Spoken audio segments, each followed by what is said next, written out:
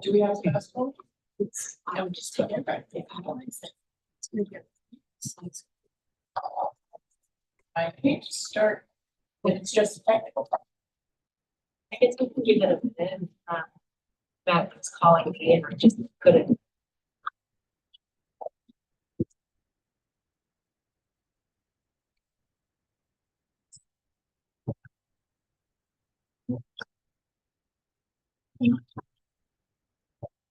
Okay. Change.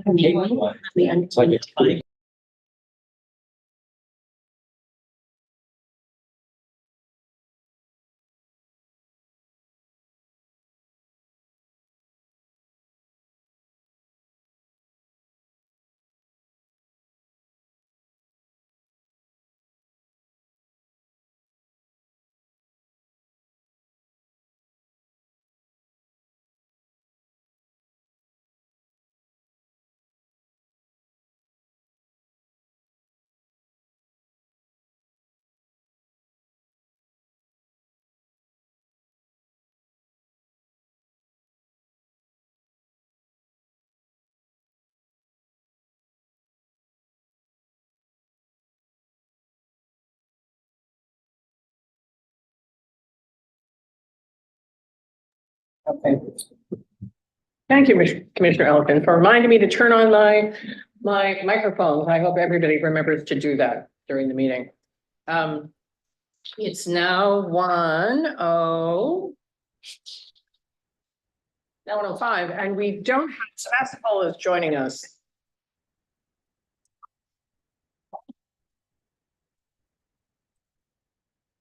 Good.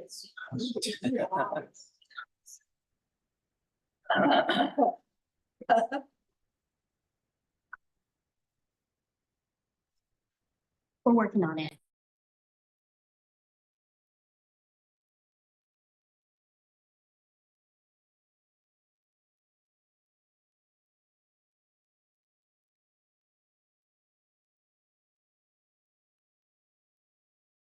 Yeah. If we were broadcasting demonstration or something, you would have the feed would come in and it would be recorded. And then it would go across the room to another playback so that you could hear it and beep it out before it went over the air like a yeah, and second delay because we lived in fear that the FCC would, come and close us down for broadcasting obscenities. Where was that? It was college radio. It was at Yale. Well, I was there 59 to 73. Yeah, the Bobby Seale trial. Yeah, that was, yeah. So, I was in the army. well, say, where did you serve? Fort Lewis, Washington. Were you already an attorney? I was drafted out of law school. How many years? Wow. Do you want to do a test? Okay. Law school. Yeah, I drafted, okay.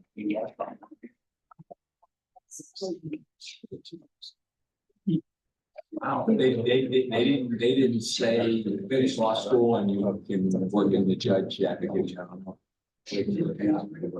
Graduate school. College students were accepted. Right. Same, yeah, that was mine. So what year was this? All right, we're gonna get started. Thank you, everybody, for coming. I know we all have lots and lots of things to do during the days, staff and commission and guests. So I'm going to call the roll of the commissioners in attendance. I'm going to call the roll. Commissioner Cahill? Here. Mr. Elkin? Here? Commissioner Engbarth?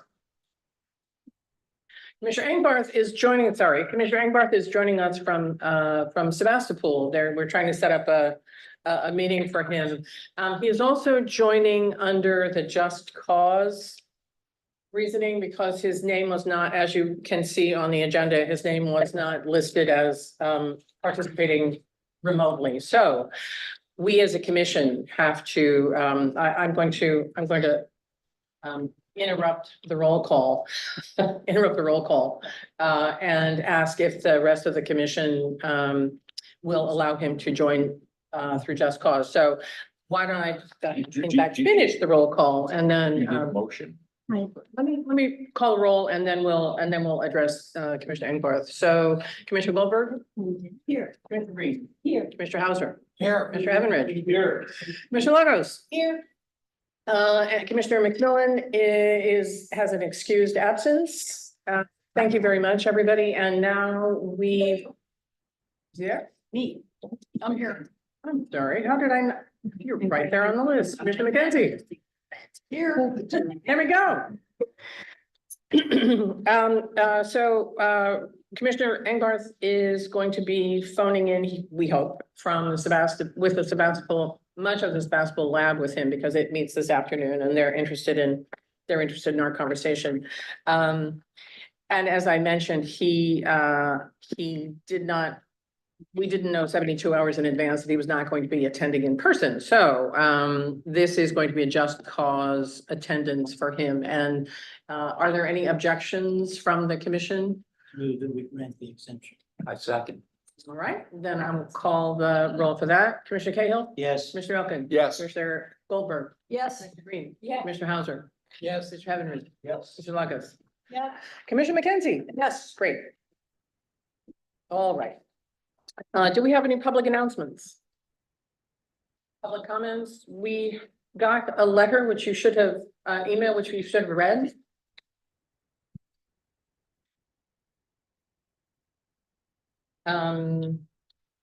Any other public comments? We have people online?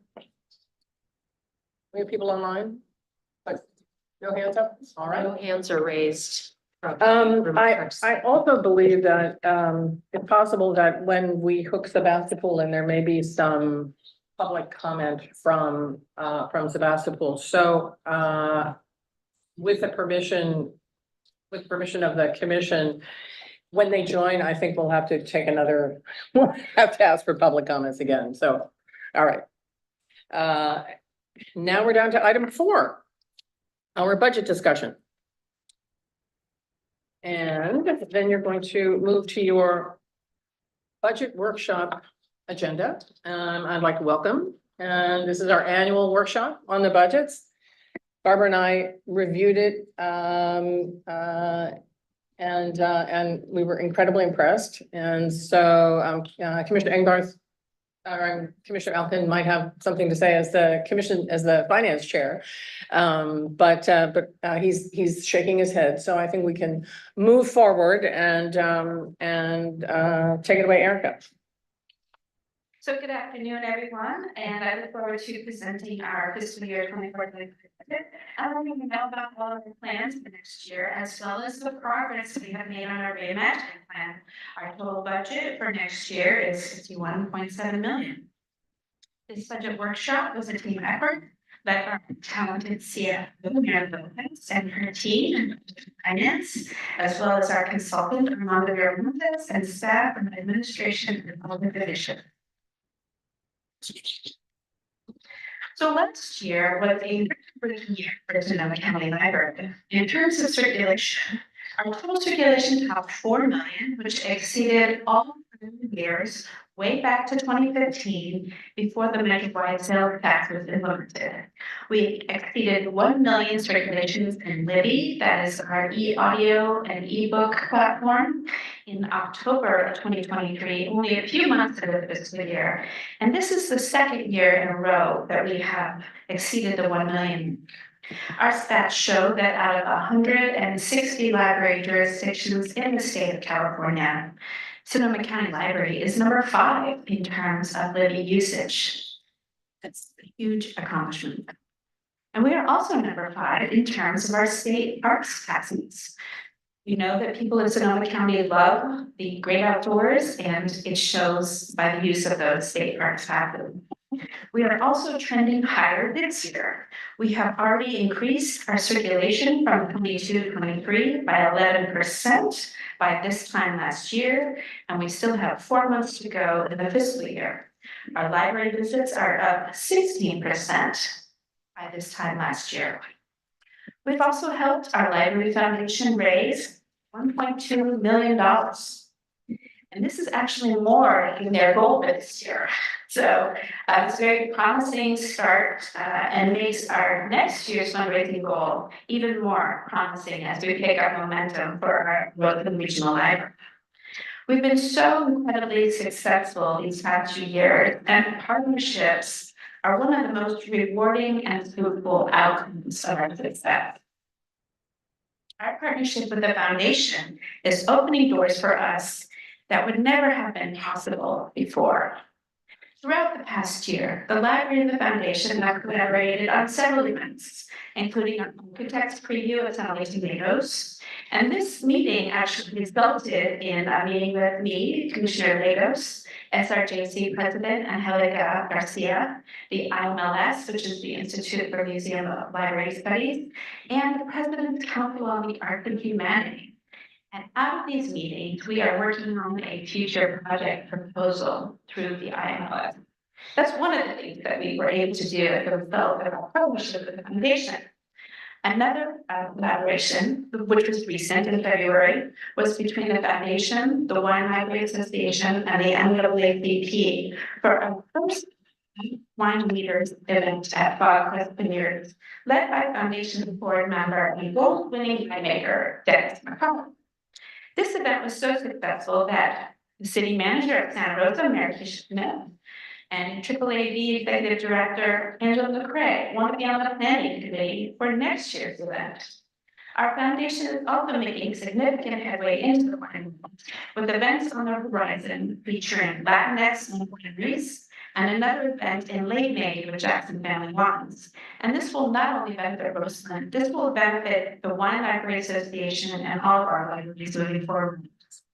In addition to our fundraising effort, we began working on a capital improvement plan to help us identify building and facility needs and priorities and plan for capital projects over the next 5 years. We've developed stronger and improved relationships with our JV partners, including the county, the city of Rohnert Park, the city of Santa Rosa, the city of Windsor, and the city of Healdsburg, when we applied for the grant funds through the Building Forward Together program. We also created a new community engagement division to expand our reach throughout the county and to develop system-wide goals and initiatives for programs, outreach, and volunteer services. We worked with our county supervisor, who helped us set up meetings with the municipal advisory council throughout the county to talk about our vision, but also to gather feedback about the kinds of services our communities would like us to bring to them. Later in the presentation, you will hear CFO Lopez discuss the current economic climate, and I can tell you that the partnerships we have developed and will continue to develop will help us weather any storm that might arise. Our true capital is both the human capital created by all of our amazing staff who work hard every day delivering programs and services to our community, and the social capital that we have created to be a reliable, trustworthy, and responsive public institution. Lastly, we started an innovation fund to support, expand, and improve staff-led programming at Sonoma County Library to foster a culture of creativity. Deputy Director Bratz will share more about this initiative and her executive services presentation. In all of these activities, we are working synergistically, mutually reinforcing each other, with far greater impacts in the year and for many years to come. Thank you.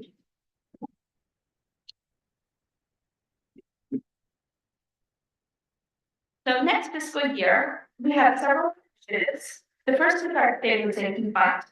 This is our rainy day fund in case of emergencies. And according to our fund balance policy, we have set aside 15% of the library's budget expenditures annually. And we're proposing to increase our stabilization fund from 15% of our revenues to 20%. This will allow us to have at least 2.7 months of expenditures in reserve. Last year, 15% covered 2 months of our expenditures. We are also planning to procure and outfit a new bibliobus. This bibliobus will likely be a more traditional bookmobile than our current bus. Through our community engagement efforts and discussions in the more remote areas of the county, the feedback we have received is that people want access to a larger collection, and they want to be able to pick up their holds when they visit the bibliobus. Our current bus does not have the capacity for this. We're also adding an additional FTE for this program, which Jessica Romero will discuss in her community engagement presentation. Lastly, our capital projects are progressing, and we're working with the City of Santa Rosa and their consultant to finalize the bridging documents for the Hearn Community Hub. An RFP for design build will go out this summer, and we expect to break ground on December on this project. Next slide. So as you can see from the slide, this diagram is the proposed interior layout of the new regional library. We currently have $20.7 million raised. That includes the money that the foundation has raised, plus the 19.5 that we already have secured. As I said, the bridging documents are almost complete. They'll go out to bid this summer with groundbreaking in late 24 and slated to open our new library in March 2027. Slide. This is a representation of our Petaluma modernization project. We are hopeful that we will be able to post our bid projects in the next month or so. This is a $3.7 million project for the library. We anticipate that Petaluma will be closed for a year. Some of the things that we are addressing in the modernization are an HVAC unit, some ADA work, both interior and exterior, fire suppression systems, as well as new furnishings, carpet and equipment, and gender-neutral restrooms. Just a question, Erica. If there are burning questions from the commission, should they raise their hands and ask you now during your presentations? Throughout the presentation? Okay, all right. And then we have our Healdsburg modernization project. Currently, we have sent the permits to the city of Healdsburg. They have them. This is a $2.1 million project. This is a rendering of the children's area, what we think it will look like when it's reopened. We are, putting in windows in the area. We're also putting these die-cut trees to make it a more inviting and alluring place. We're putting in a single service desk. Right now, Healdsburg actually has 3 desks. We will be putting in a gender-neutral restroom as well as HVAC and electrical upgrades. The city has committed to doing some external ADA improvements for that site. Slide, please.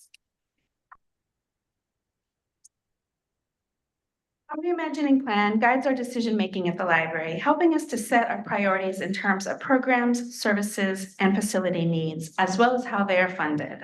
Our Innovation Fund and newly established community engagement divisions enable us to provide opportunities for all to learn, interact, and participate by embodying a culture of creativity for quality of life. We support community resiliency through our focus on expanding our outreach through our bibliobus service, as well as conducting high-level outreach to all of our JPA partner cities in the county, communicating about the value that the library has to our communities. We have demonstrated the spirit of collaboration through the Building Forward Together grant projects, working closely with our JPA partners on those applications and in the future with those capital projects. We continue to foster racial equity, social justice, and inclusion for everyone with our continued work with Be the Change consultants and culturally competent programming, as well as working with a tribal consultant, which you'll hear about from Deputy Director Bratz. Lastly, this summer, the commission will decide on a sales tax renewal measure, whether a sales tax renewal measure will be put on the November ballot. If approved, this will be a major focus for us in early fall, with implications far beyond the next fiscal year. That concludes my presentation. I'm happy to take questions. Questions? Sarah. Well, the end, So I guess we're not taking questions until all of the presentations. Okay, then write down your questions. Okay. So Mirna, Silva Lopez, she will present the budget. Do I see Sebastopol online? Yes, so Commissioner Angbarth has joined. And you'll just need to ask him if he has anybody over the age of 18 in the room. Is anybody in the room with them? I don't think Yeah, so. right now I'm the only person here. Commissioner Angbarth, can you hear us? Yes, right now I'm the only person here. Are you able to comment right now? Can you speak? Let's see, Okay, I think we will assume that there's nobody over the age of 18 in the room with him because I don't see anybody. If he's going to yeah, there's nobody participate here. remotely, he has to be able to communicate with us. So Yeah, Commissioner Harris, can we hear you say have something? Matthew work on, I'll have Matthew the work ground. on that. You're correct.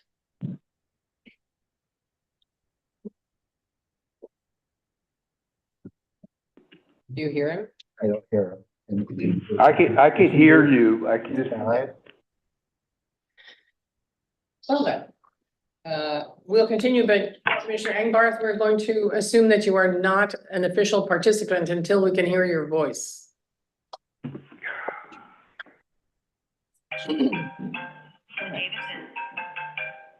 Moving on. Good afternoon. Thank you, Director. Hello? I am Myrna I know, Lopez, this is the Fred. Chief Financial Right now. Officer, presenting the proposed fiscal year 24-25 budget. Yeah, It is a balanced hear you budget. guys fine. The reimagining plan sets the priorities I've for got the this budget thing on. development. In addition, there are other important elements that were incorporated in formulating the budget. And these include reliable major revenue sources, compliance with the Measure Y ordinance and expenditure plan, increasing access for the community to the library by funding a new bibliobus, branch modernization projects, and a new Yeah, bibliocommons. very We good. I continue to make unmuted. improvements to managing the capital projects budgeting And and increasing the stabilization fund and adhering to prudent fiscal policies and procedures. We continue to be mindful of external factors that impact our revenues and overall operations. None of these are new to the library. We have experienced them in one way or another. And they include economic conditions. National monetary policies have tempered inflation and economic activity, and in turn have slowed down the growth of our revenues. Natural disasters. Our important partnerships with cities and Sonoma County, especially as we pursue state grants in partnership with them for branch modernization projects. We will continue to monitor the budget regularly for any necessary adjustments in response to any of these external factors. This chart shows actual revenue receipts for sales tax and property tax since 2017, when we first started to collect sales tax. Federal increases to interest rates has slowed down economic activity compared to the last few years. And this has had an impact on sales tax revenue, which is the most sensitive to economic volatility. As such, sales tax is growing at a slower pace. Sales tax is projected to grow 2.1% in fiscal year 2025. Property tax is projected to grow 3.2%. I will continue to monitor revenues on a monthly basis and make any adjustments during the mid-year review or sooner if needed.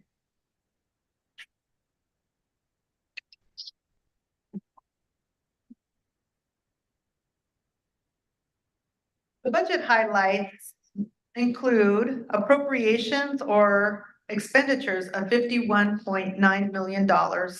This is $996 in new revenue. The budget includes 233.85 FTE full-time equivalent positions, and this FTE level represents approximately 300 people.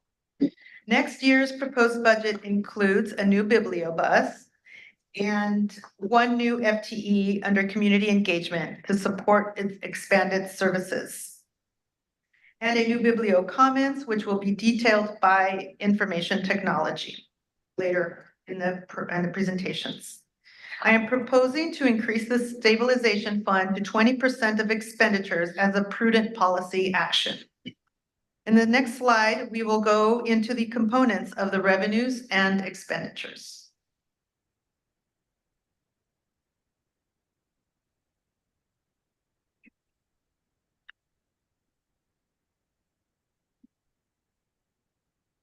I'd like to go through this chart by column. So the first column is the explanation of the revenue and expenditures.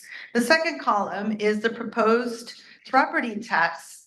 And under property tax itself is forecasted to come in at $27.6 million. All sources of revenue under property tax equals $28.3 million. On the expenditure side, total operating non-capital expenditures is $28.2 million. As you can see, revenues cover the expenditures by a very small margin. Therefore, there is no need to tap the fund balance to cover operating expenditures under the property tax fund and make this a balanced budget. This is possible because of grants and donations which augment programming. Total revenue with capital is total expenditures with capital is $28.8 million for the entire year. The next column is sales tax. Forecasted sales tax receipts are $16.8 million. Total combined sales tax revenue is $17.2 million.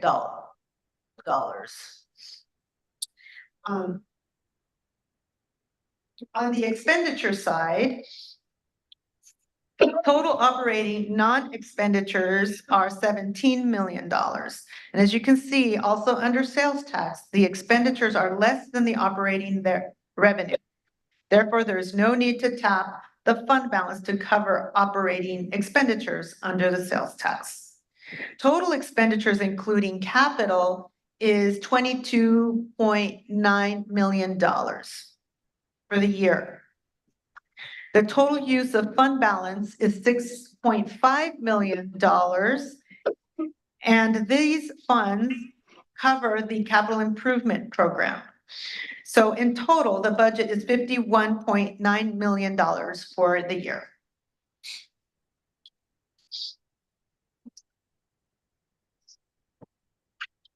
Trying to talk with that.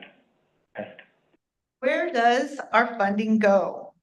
We like to present expenditures in terms of people, places, and resources. The lion's share goes to people. This is our salaries and benefits for $30.3 million or 58% of the budget. Resources are our services and supplies for a total of $14.4 million, which is 28%, and it includes the separately, we have the contingency fund for about $700,000, which is about 1%. Places, these are our branch modernizations and other capital projects, equals $6.5 million or 13% of the budget for a total of $51.9 million in expenditures. Here we illustrate appropriations by division. Public services represents 34% of the budget. Facilities 22%, collections 14%, information technology 11%, community engagement 6%. Executive services is 5%. Budget, accounting and finance is 3%. Human resources is 3% and communications is 2% of our entire budget.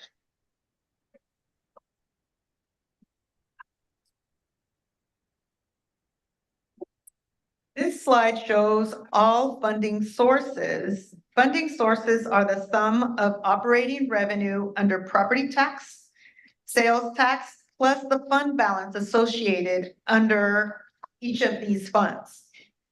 Funding is also augmented by gifts and donations, mainly from our Friends of the Library organizations.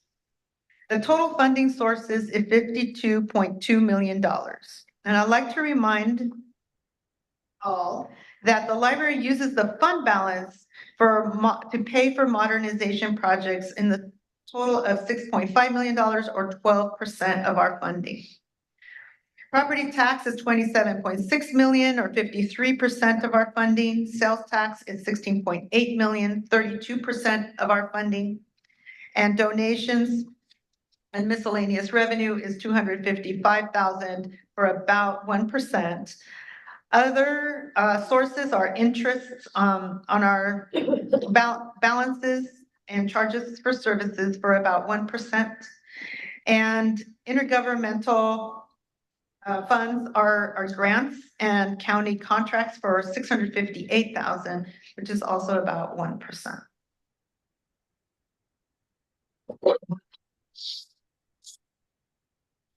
Operating. This slide shows operating funds and FTE. We are proud that most of our resources are dedicated to the branches for direct service and support to our patrons in our community. Funding dedicated to branches is about 78% of the operating budget. This includes 40% to public services and community engagement, and 36% to the support divisions, which include facilities, information technology, collections, and communications. Administration is 12%, and those divisions include executive services, budgeting, accounting, and financial services, and human resources. Our total FTE, as I mentioned, is 33.85, and about 213 FTE or 91% provide direct services to patrons or support the branches, while 20 FTE are allocated to administration.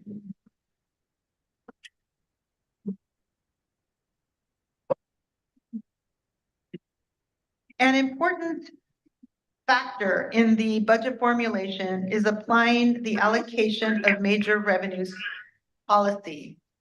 And our major revenues are property tax and sales tax. Here are the allocation ratios. For service-oriented divisions, expenditures are allocated 60% to property tax and 40% to sales tax.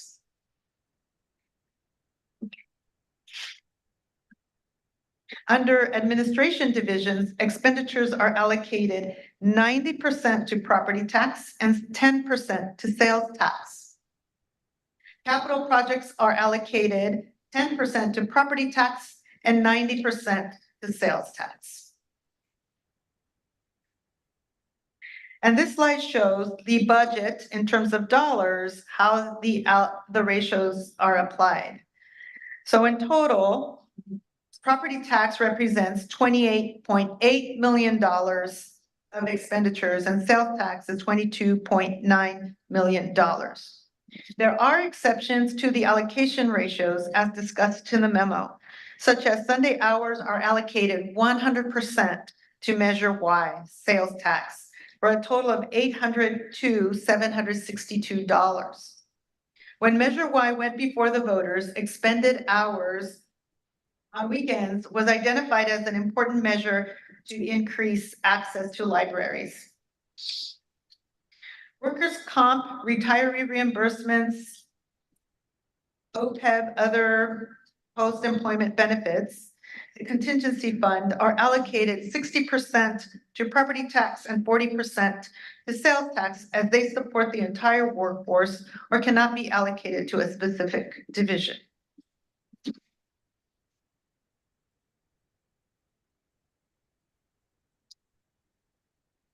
The fund balance policy provides direction on how these funds can be used. In fiscal year 2024-25, the estimated unrestricted available fund balance under property tax is estimated to be $10.54 million. Under sales tax, $6.81 million for a total of $17.35 million. This is after funding the reserves for IT, facilities, and the capital improvement fund, and the stabilization fund at 20% of expenditures. In the next slide, I will discuss the stabilization fund a little further. This year, the library is proposing to fund the stabilization fund at 20% of expenditures. Since the library established the stabilization fund per the fund balance policy, it has funded the stabilization fund at a minimum of 15% of total expenditures.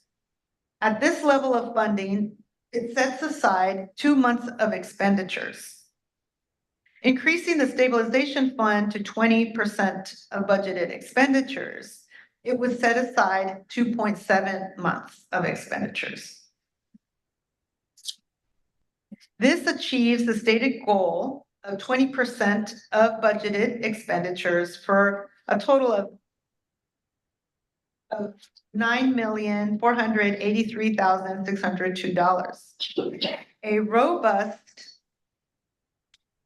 rainy day fund or stabilization fund is an essential strategy for navigating economic ups and downs. It also allows for a better financial planning for when and how to use unrestricted fund balances. A strong stabilization fund allows the library to know how much is then unrestricted and available to fund other important priorities.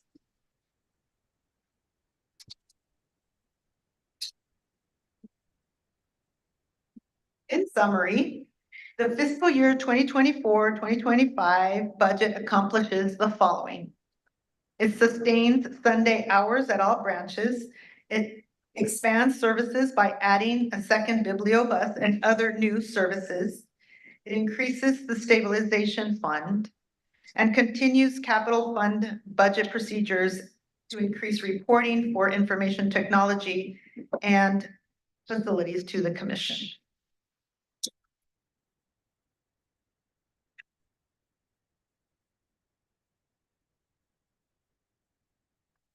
I'll take questions.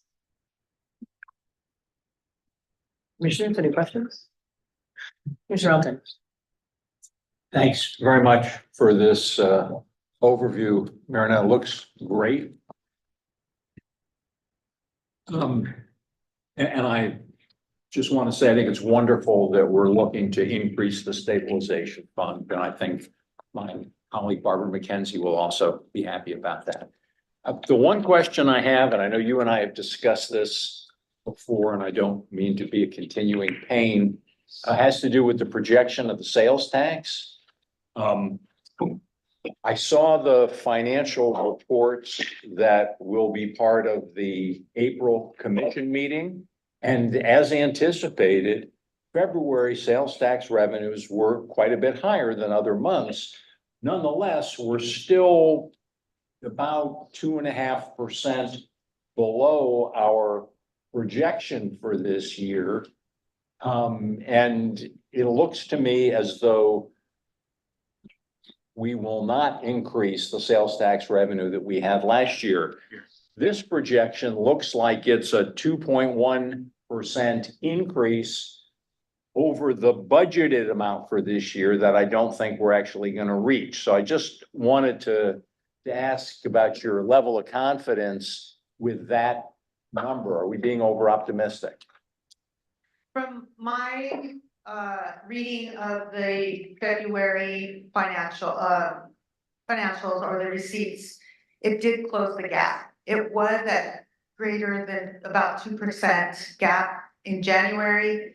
And as you stated, February receipts were greater, and it actually did decrease that gap. So that just tells me that the gap is small, and we do have room the gap is small, so I don't feel that there is a compelling reason to change that projection at this time. Because the month of May and June normally are also higher receipts that I have explained in the monthly report. And so I feel that we will be very, very close to meeting our target for the fiscal year 2024. So having said that, I am projecting to meet that target and build the 2.1% on that target. I feel that, as you can see here, there's still a little,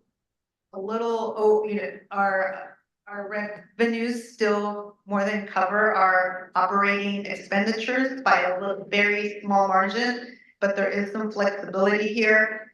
And so I feel that at this time, I'm confident, given that the report that I have received from consulting firm that other special districts use here in Sonoma County, that it is 2.1%.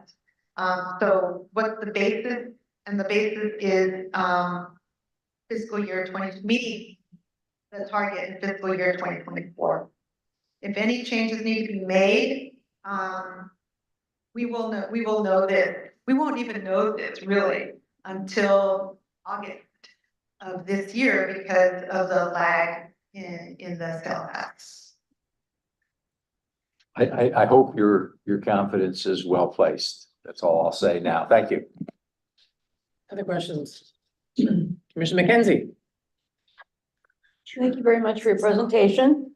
As always, it's clear and understandable. Among the many improvements that you have made to our budgeting process over time, which we participated in as finance committee, it's a statement of special fund activity, which says so much so clearly. And I love this page in our budget document. So thank you for that. My question is, again, as Andy said, I fully support the increasing stabilization fund to 20%. It's wise and prudent measure to take. I'm assuming this is going to come back to us as a policy change since it's our policy, right? It won't be just incorporated if we approve the budget, we're going to automatically go there. That particular policy is going to come back to us for approval. This is within the policy. The policy states that the commission would like to reach a 20% expenditures. So that's why I used that mark. Okay. To meet that stated goal in the fund balance, which is in your packet. That fund balance policy. I mean, the fund balance policy. Okay. Questions from people who Thank you. are not on the finance committee? Can Fred test his microphone really quick? Can you hear us all? Questions for Erica or only Myrna? I Erica, think too. we could, at this Tony. point, I think it's a good juncture. For Erica as before well. we go Yeah. into the individual division. This isn't a question, but just a comment on what you said. I am so glad that you listened to public comment regarding the bibliobus and that you're gonna adjust the second bus for what people describe as their needs. I'm just really impressed with that. I'm really glad you're gonna do that. And then for Myrna, I had basically the same question as Andy. And I just wondered, I don't know if you can say, but if your sales tax projections don't get that high, and if there is more of a downslope, do you already think about, well, where are we gonna cut back? Is it a little bit everywhere? Is it certain areas, or do you just not think about that until the time is necessary, if it's necessary? Well, as the CFO, I'm always thinking about that. And the thing is that CFOs have a toolbox, the library has a toolbox when it comes to those situations. And that's why, having a stabilization fund and a rainy day fund is very, very important. So that we don't want to cut back on services, but there's always an opportunity to look at our expenditure and see where we can make efficiencies, where we can leverage, economies of scale, et cetera. And, I think that sometimes when you're in a moment of those, tight moments, it can create, creativity, openness, to explore and be innovative. And I hope that, what I've seen with this organization is that we're always keeping those in practice. But I don't have any reason right now to think that if there is any change, that it would be so significant that it would change services. And I think that we are nimble enough to ensure that services, that we reach same level of services. So having said that, we always have a toolbox, we have a stabilization fund, and any of those things that would have to impact cut would have to come to the commission. Other questions? My question was for Erica. For the closure of Petaluma and Healdsburg, would those overlap, or is the intention to take one offline and then when that comes back online, take the other one offline? They will be overlapping. So the Healdsburg closure we project will be about 4 to 6 months. Petaluma will be a year. It's unfortunate that, it's happening at the same time, but, we had delays at many different fronts.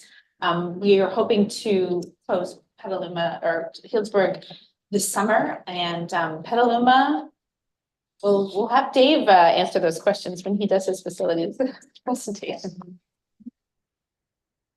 Other questions? Commissioner Cahill? Yeah, this is a comment, it's like it's comment time. I'm just so delighted that we have a marvelous report and that it shows that we're in great financial shape. As I see from what I would call the gutter media, very few public entities in Sonoma County are in good shape. We are. And of course, it won't be if Measure Y renewal fails, but I'm very pleased that we can smile rather than frown. Other questions, comments? Commissioner Elkin? Is this an okay time to ask about our reserve funds? Or are you gonna talk about that in more detail at a later point? This is perfect. Okay, so first of all, I know these were established relatively recently. And I think it's a great idea and just part of that overall prudent planning that you have implemented under your leadership. In the report, it notes that, I'm on page 19, that the major facilities maintenance resources, the information technology resources, and the vehicle capital replacement funds will not be drawn down during this year.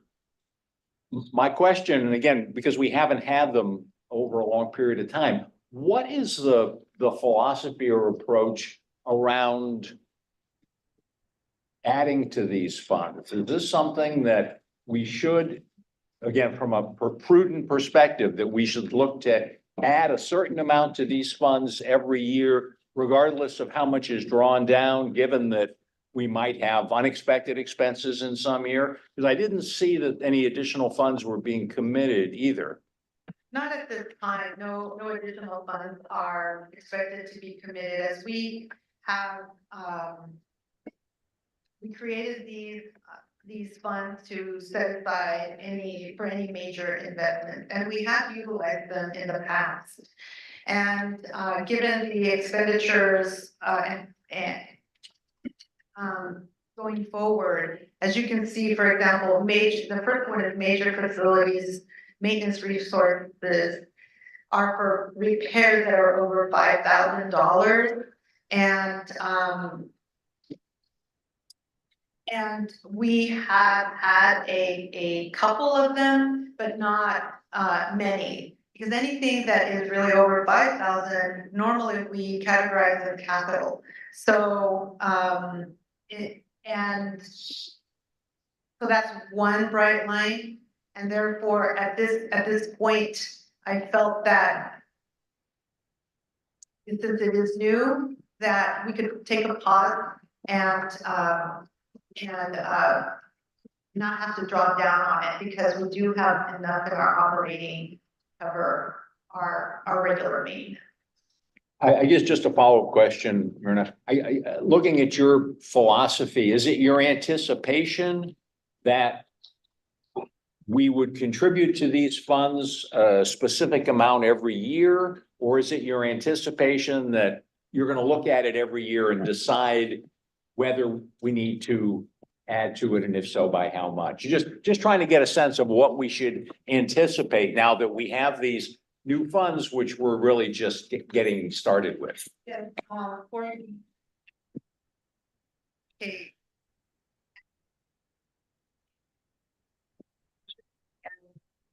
In fiscal year 24. So I look at the reserve in the current year, and evaluate them for the verbiage that are following.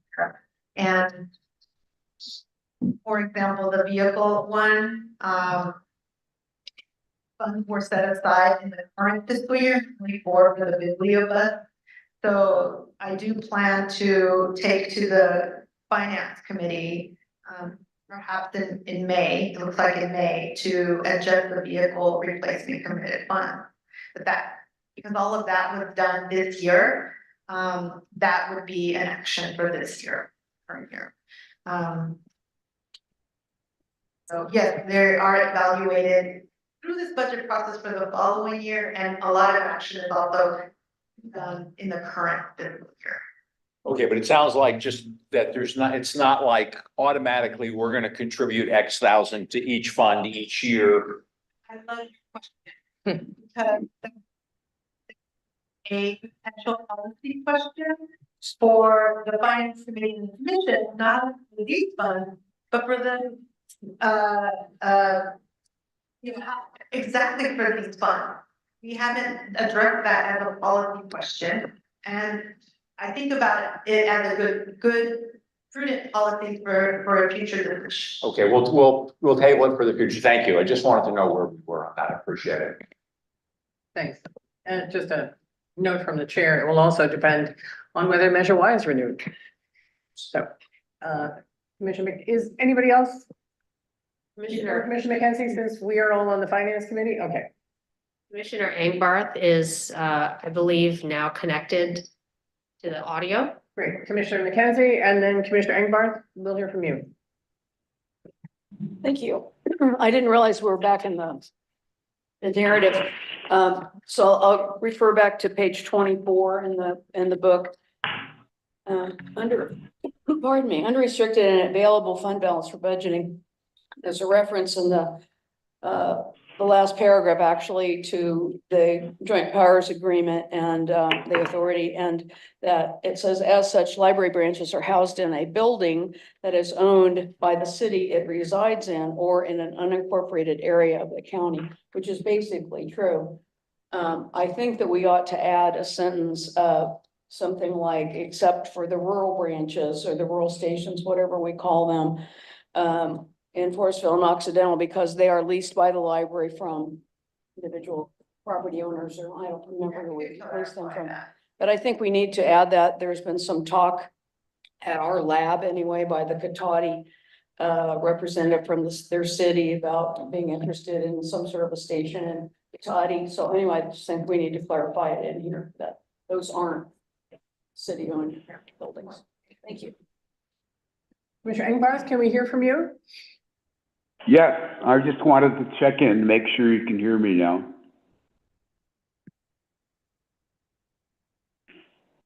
You are still muted. Everybody says, okay, I'll try again. We can't hear you, Commissioner Engbarth, I'm afraid. Yeah, We'll have to I'll try try another again. method. Yeah. So you're not an official participant yet. Okay, moving on.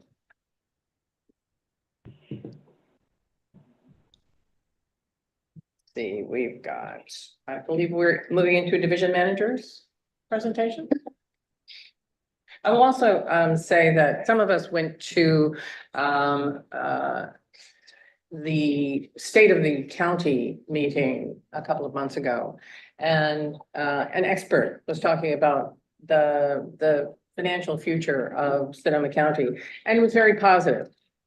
So I think that and he was not being paid to be positive. He was actually a professional who in fact is an economic expert and was being positive, and in fact was more positive than some folks have been. So I think that as we move forward, and it is unusual for us to meet to make cuts in the budget. It has been unusual. So I think that I want to say personally, I'm incredibly grateful that we have financial policies and procedures that make us confident that that things are moving as they should. So thank you. I'd like to introduce our Deputy Director, Dara Bratt. Before you start, one last one. Commissioner Engbarth, can you say anything? I hate to leave you out in the cold, but in order to be a member of this body, Yes, we have to be able to hear you. Okay, moving on. Good afternoon, Library Commission Director Defoe.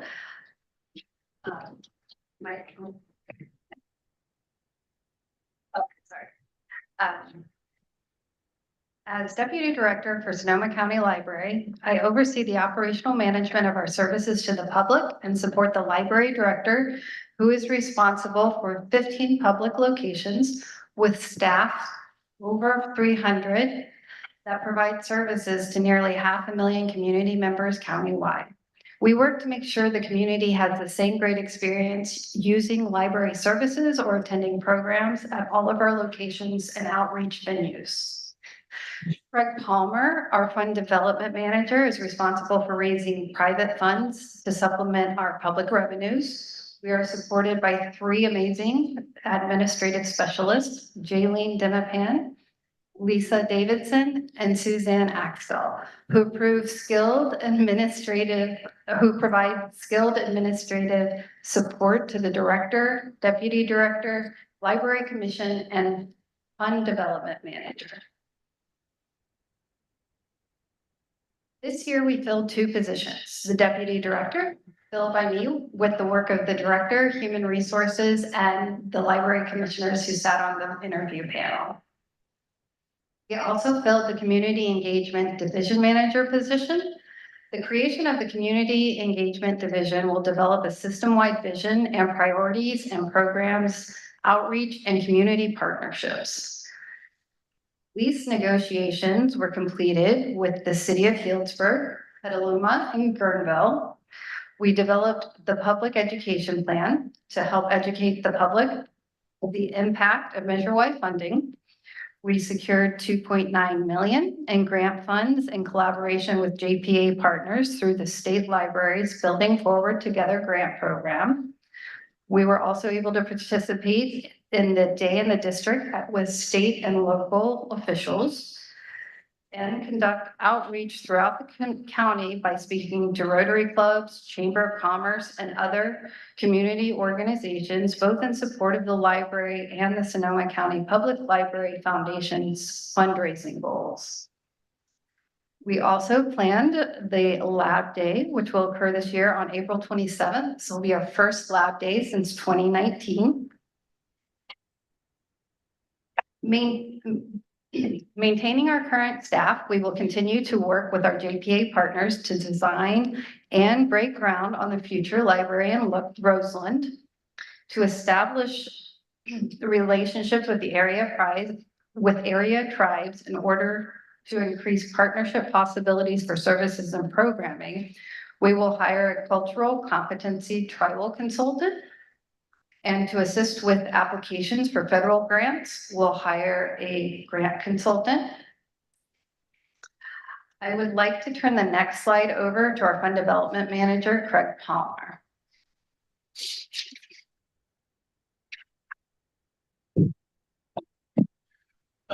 Thank you, Dara. Chair Doyle, commissioners, Director Tebow. FY 24 has been a good year for fundraising. And it's giving us good momentum into FY 25 as well. On the foundation side, remember that everything the foundation is raising, friends and funds, is for the exclusive benefit of the Sonoma County Library. The foundation wanted to make that point even more dramatic, that close partnership it has with the library at its March meeting, when it voted to become the Sonoma County Public Library Foundation, but simply the Sonoma County Library Foundation. Great appreciation to Commissioner Hauser, who helped him through all the weeds to get that done. This year, Erica already announced the extraordinary news that the foundation efforts have beat its goal for the year, and that we're going to end the year at about $1.2 million. There are many reasons for that, not the least of which is that every single member around this 10-person board, at every single meeting, you hear them reporting with enthusiasm and real glee about how they're serving the goal of this foundation. This photograph is a perfect example.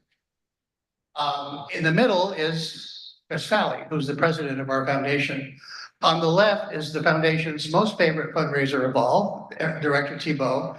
And on the right is Greg Saris, the chair of the Tribal Council of the Federated Indians of Great Rancheria. That was the headline act at an event that Congressman Doug Bosco and his wife, retired Judge Gail Cleanup, held on their McDonald Avenue house for the foundation and Roseland Library.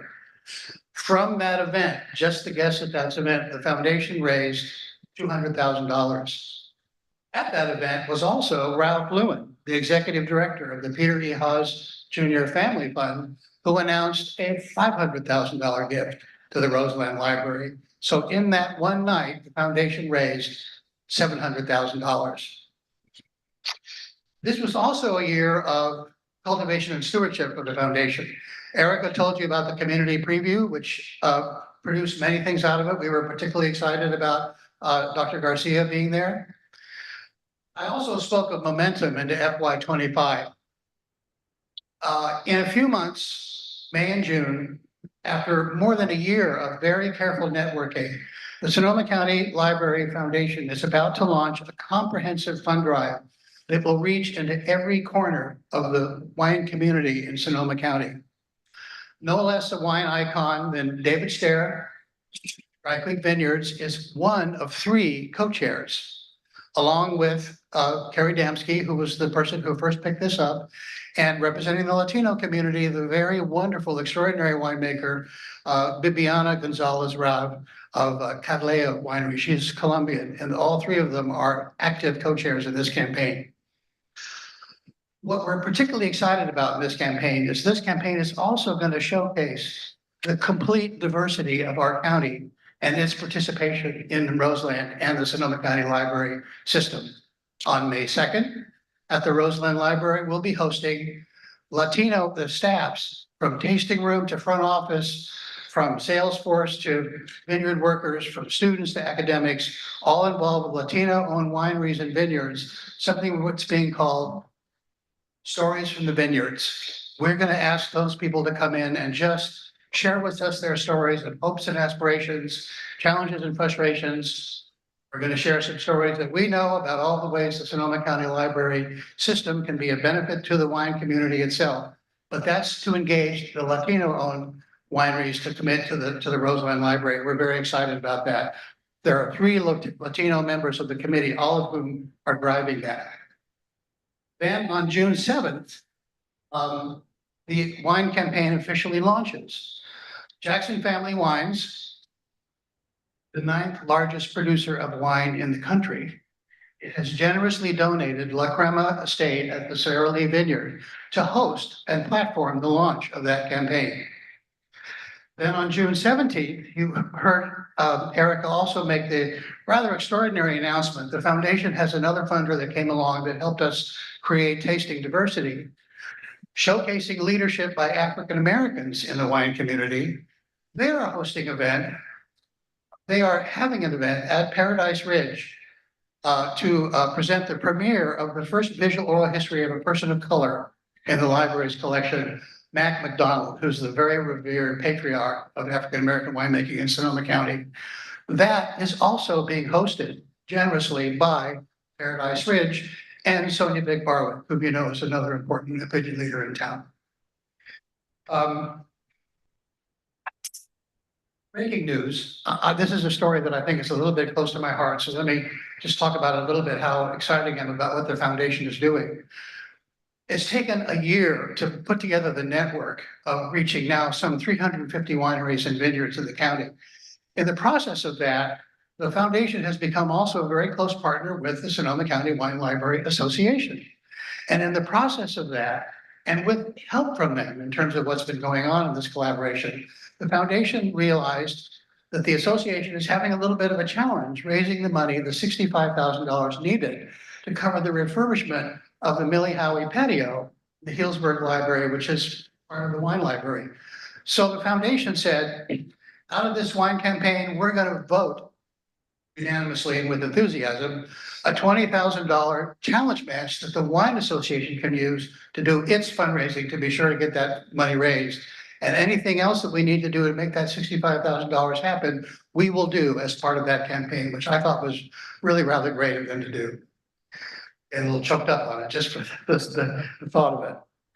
This is also the year of the foundation launch its David Sapsay Legacy Society. So we are now giving public visibility for people to be able to make the library their personal legacy by making the quest of the foundation and the library both.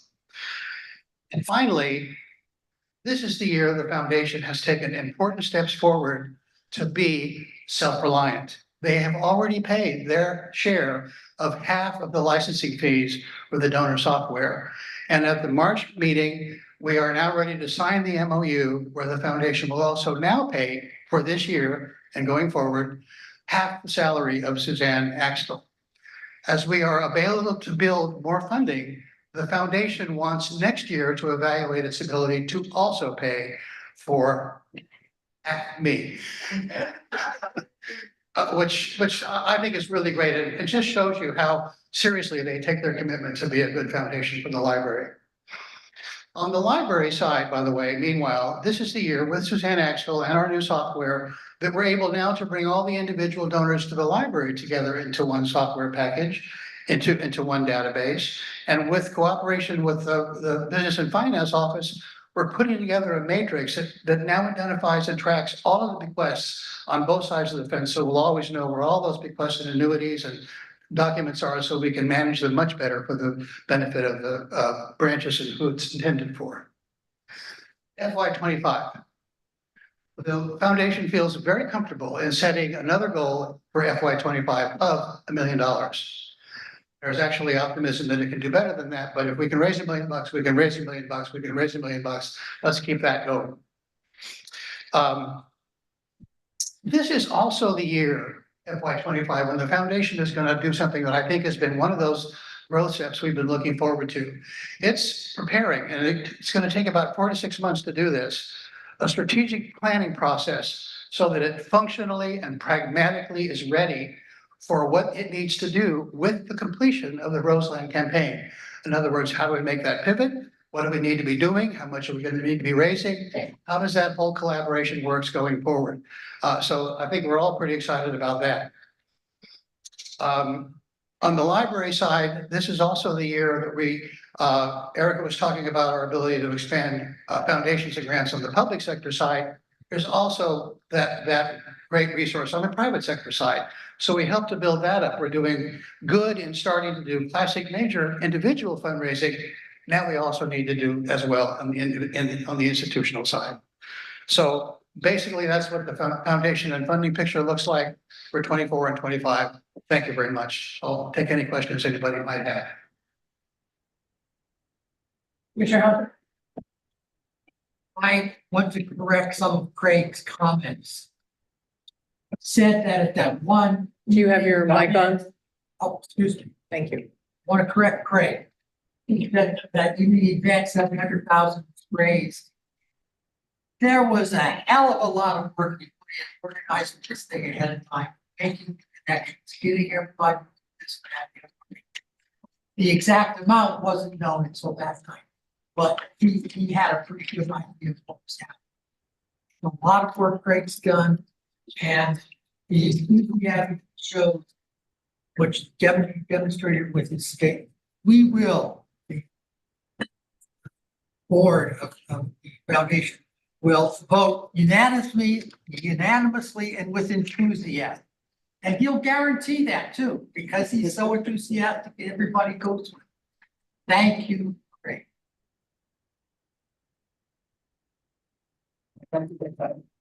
I love house.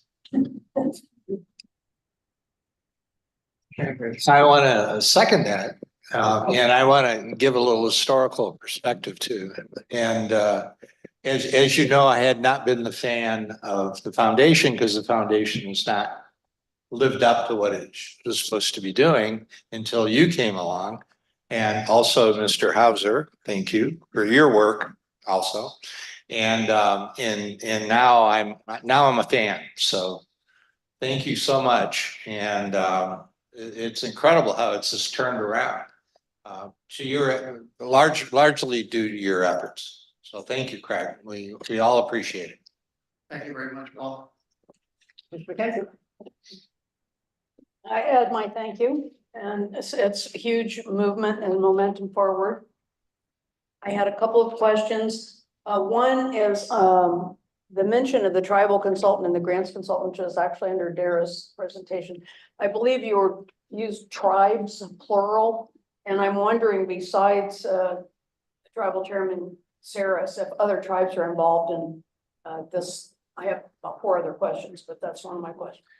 I can answer part of that. On the foundation side, with Erica's collaboration, we're after Muhammad, Madonna. There are 5 tribes that we're actually reaching out to be part of, and that's the goal for the year. And by the way, that's also the request of the Rancheria tribe itself. Let's have the rest of the tribes around the table. Thank you for that. I also wanted to say that I'm positive that I heard in the past year that the foundation was going to pay for half of Suzanne Extel. Did that not happen, and now it's going to happen this coming year? No, it's actually happening this fiscal year. So they had voted to approve the expense, but then we had to get an MOU that would kind of detail how, it would work. And that will be signed, this MOU will be signed this week, and then we will invoice the foundation. So this fiscal year, they are paying about $60,000 towards the salary and benefits of Suzanne Extel's salary. Okay, so that is currently, it's going on right now. And then Craig, I thought you said that $1 million for the coming year, and here it says goals advanced campaign to $2.4 million. Maybe I don't understand what your comment was. They wanted, if we raised $1 million, we don't use plug numbers. We come up with goals from looking at prospect pipelines and evaluating what people will give. It happens that number could be $1 million too. And so the working goal that they're going to have for next year is $1 million too, but what they're putting in the budget is so similar to the current year, and the 2.4 is a cumulative total then? Yeah. Okay. And then my last thing is, as you know, we've talked about this several times. I'm thrilled that there's going to be beyond Roseland planning, because, everything up to this point has been 100% about Roseland. It's an important project, but it's much bigger than this when we're talking about all of the libraries, all the jurisdictions, and so forth. I'm thrilled. And that is what you're calling a strategic planning process, right? That's, and Beginning. that allows us to, throughout the county, people who want to dedicate their legacy funds to other cities' libraries. So That's, and to our mutual thrill, that's what the foundation says. We have to be ready. The Roseland gave us a unique opportunity. Every other jurisdiction is going to be a very different kind of, as we say, fundraising opportunity. thank you so much. I really appreciate all the momentum and the broadening out of the vision. Thank you. Other questions, comments?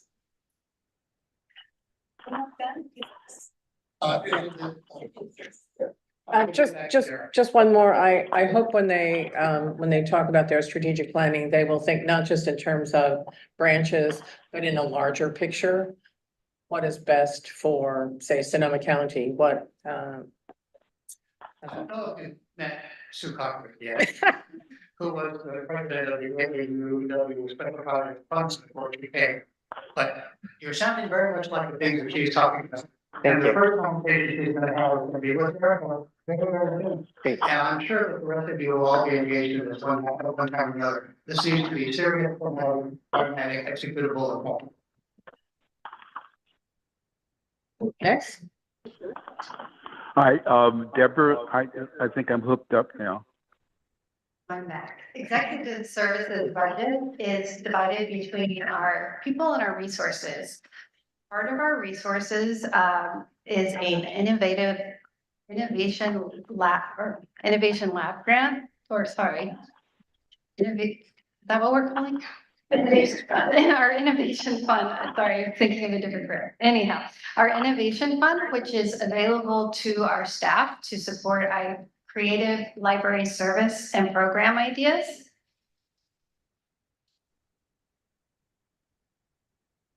And to support the goals of our reimagining plan, we will expand our community engagement with a new librarian 3 and the purchase of a second bibliobus. We will support facilities as they continue to work with our JPA partners, modernizing our libraries. And we will renegotiate the staff MOU that will expire December 31st, 2024. Thank you. Any questions? I have a question about the innovative fund, I'm gonna say it wrong, the innovation fund. Are you encouraging individual projects? Are you encouraging regional cooperative projects? All of the above? Anything that people decide that they want to do? It can be either. Okay. It can be one librarian who has a great program idea to submit it. It could be a team of librarians that want to initiate a new service. And it's up to them whether it's going to be multiple libraries involved or one location. And would they be able to ask for, say, additional grant funds or something like that, if external grant funds, or haven't you gotten that far?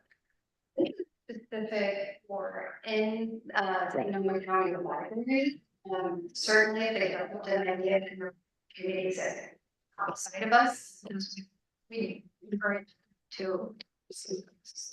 I've been actually asking for money outside of us to help with the internal project. So one of the Are you, factors, so one of the factors that we used when we evaluated the projects was sustainability. So would this project be sustainable after the initial grant funds are expended? In some of the cases, it would require new funding. So that would, be somewhere that we could, direct these projects to either the state library or IMLS or LSTA.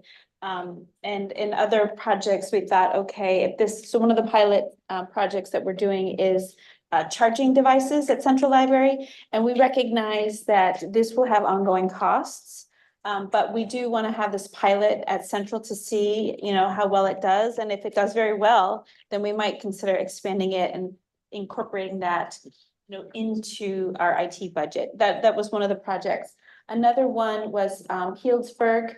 And they had basically picked up a project that was formerly done by a nonprofit that is now defunct. And there's an opportunity in Healdsburg, to find additional funds in other agencies. So it's kind of a combination of things.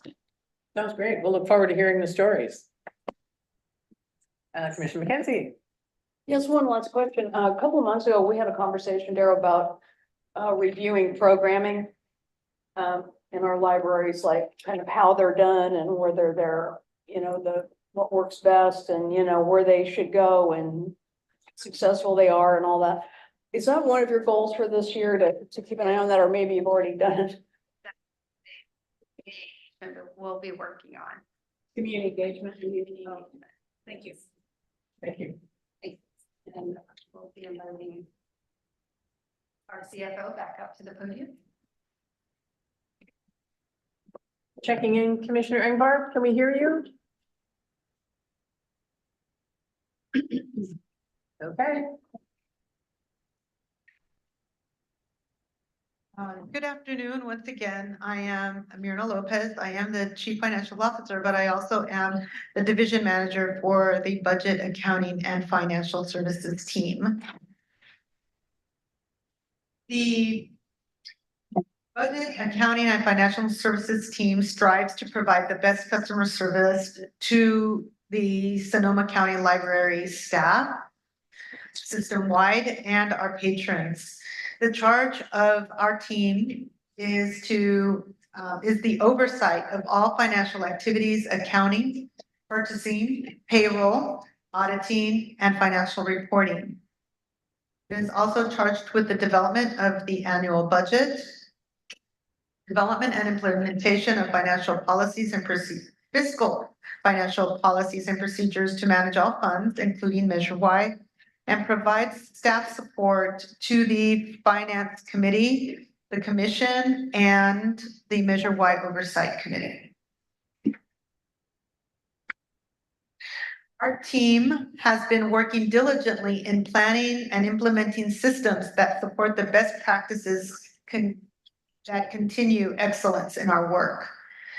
These are highlights of what we've accomplished in the past several months in accounting procedures and in support of the Commission's priorities. We have hired our new accounting manager, Catherine Lyne.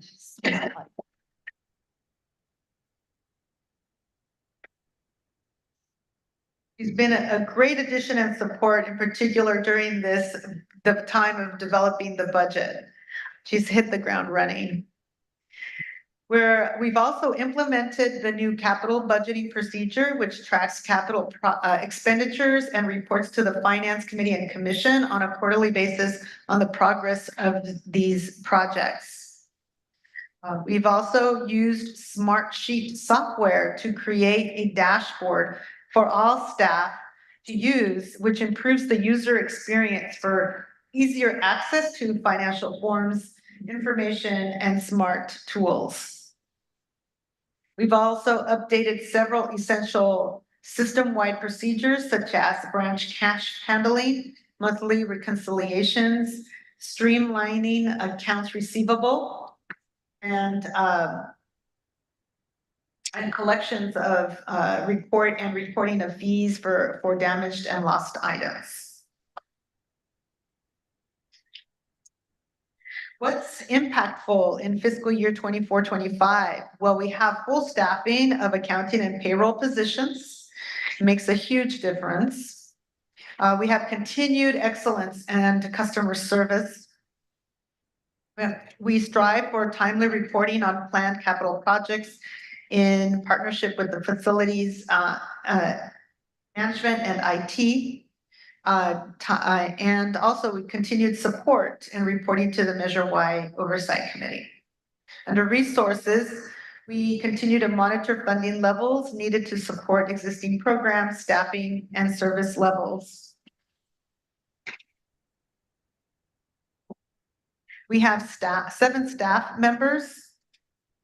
Under places, we don't have a capital expense normally that is reserved for IT and facilities, but we do actively work very closely with IT and facilities to ensure accurate financial reporting and sustainable funding of our capital projects. Under resources, we have sustainable funding to cover the annual audit, county accounting services, this budget workshop, and reporting and system-wide office supplies. Having in place systems allow our team to support and build a stronger library.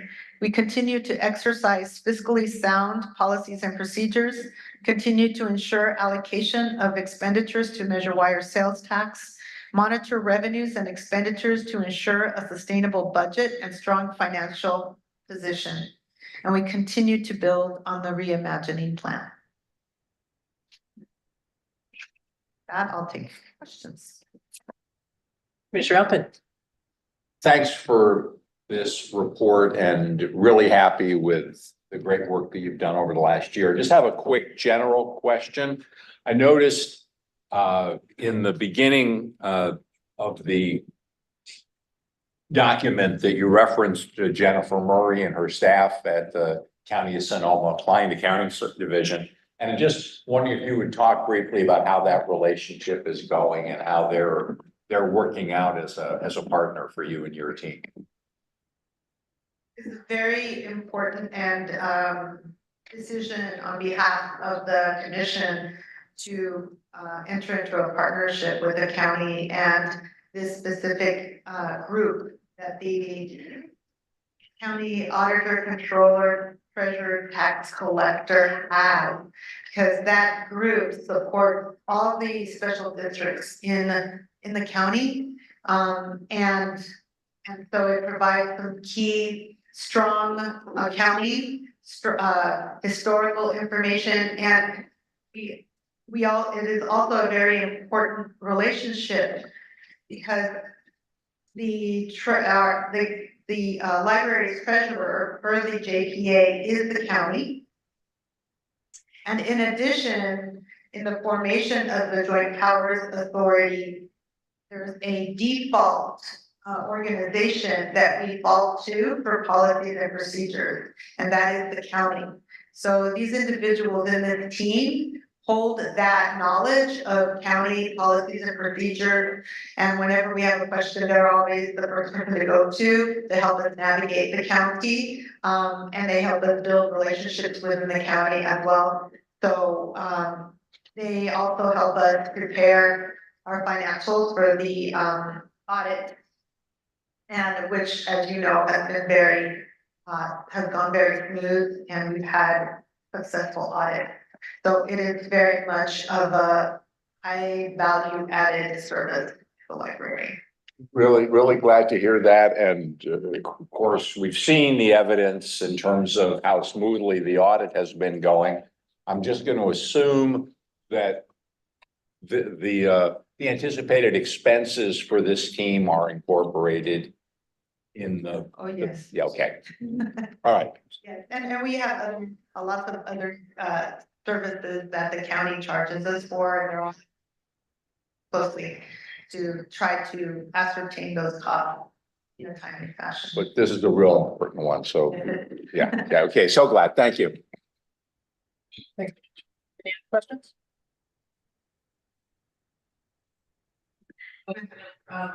Commissioner Engworth is not going to be able to participate. The audio isn't working that way, so he is going to be an observer. Thanks, Commissioner Engworth.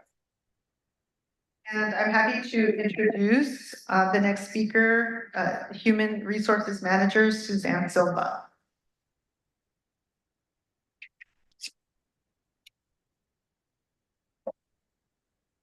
Thank you so much, Myrna, and Chair Doyle, Commissioners, and Director Chabot. So happy to be here today. Thank you for having me. I'm Suzanne Silva, Human Resources Manager, and I'd like to introduce the Human Resources Department. We are a full service department that provides great customer service to the entire organization. And this includes recruiting qualified staff for our various openings and promotional opportunities. And due to increased hours resulting from Measure Y and Sunday hours, we've been able to recruit and double the size of staff over the past 7 years. Ensure they're compensated fairly through comparing salaries with like organizations, and able to perform their jobs due to training. The IT department recently revamped its webpage last fall, so I really, this graphic is very important. And it has allowed us to showcase our recruitment and by creating a careers page. And several of our own library staff were asked to provide testimonials about why they love working at the library. And also on this careers webpage, we post our salaries, benefits, and other important information. And this has increased our ability to attract candidates. So I would ask that you please visit the library's careers webpage when you have a chance. Some of our accomplishments over the past year include, and as the time this packet was due, that we had hired 54 new hires, and some of the other presentations talk about the new hires. I would like to say that we helped hire as the deputy director, the community engagement manager. We've recently hired a teen administrator, so that is very exciting to support community engagement. And we've also in human resources hired a senior HR analyst who is just very awesome, and also a person that supports her in this training that we are doing for staff. And we have also reduced our time to fill positions over the year by 27%, and we'll continue to do that as the next fiscal year. We also have done 10 notable ergonomic process evaluations and workflow process evaluations. And what that means is that we have reviewed people's workstations and wanted to help them perform their jobs more efficiently and safely, and replace some of their equipment with new chairs or workstations, even things like mice and keyboards, to help them reduce strain and stress on their bodies. We've also hired new vendors to enhance our services, an new employee assistance program that has come out to libraries when there's been some type of event, or even just a turnover, or if a manager's left suddenly, or just some other kind of crisis situation, to provide support and training. So that's been really helpful to connect staff for just their own personal things. As you know, there's just been a lot happening in the library over the past year, and just crisis and intervention. We also have a new HR enterprise platform to help us reduce our time to fill positions, which I'll go on in further detail. And we have hired a consultant to help us advance our equity, diversity, and inclusion goals. And also in the past year, we had our first in-person staff day since 2019, which some of you were able to attend at Sally Tomatoes. And we focused on resilience and self-care. It was well received by staff. And we plan to do it again this year at Becoming Independent. I think some of you have received the invitation that we sent out. Also, we offered over 113 trainings. And that was not only mandated training for supervisors, harassment prevention, but trainings for managers to become better managers. And then other trainings that we looked to our public services staff to help us as their subject matter experts in what can help their library staff become better and better librarians. Another thing, you hear me? Another thing that I'm proud of is that we worked with Public Services Department once they had received a grant from the state library to provide lunch at the library last summer. And that was providing meals to youth at 7 branches. And I will tell you that it was quite the program. I think they're going to be giving you a more detailed presentation about that later. But what was great about it for HR was that we were able to create a new classification for intern and recruit 14 interns from local high schools who gained work experience, responsibility, and through those 14 interns, they earned over $24,000. So I'm sure they were happy about that. We also recruited an outreach librarian who provided pop-up outreach to the community meal sites.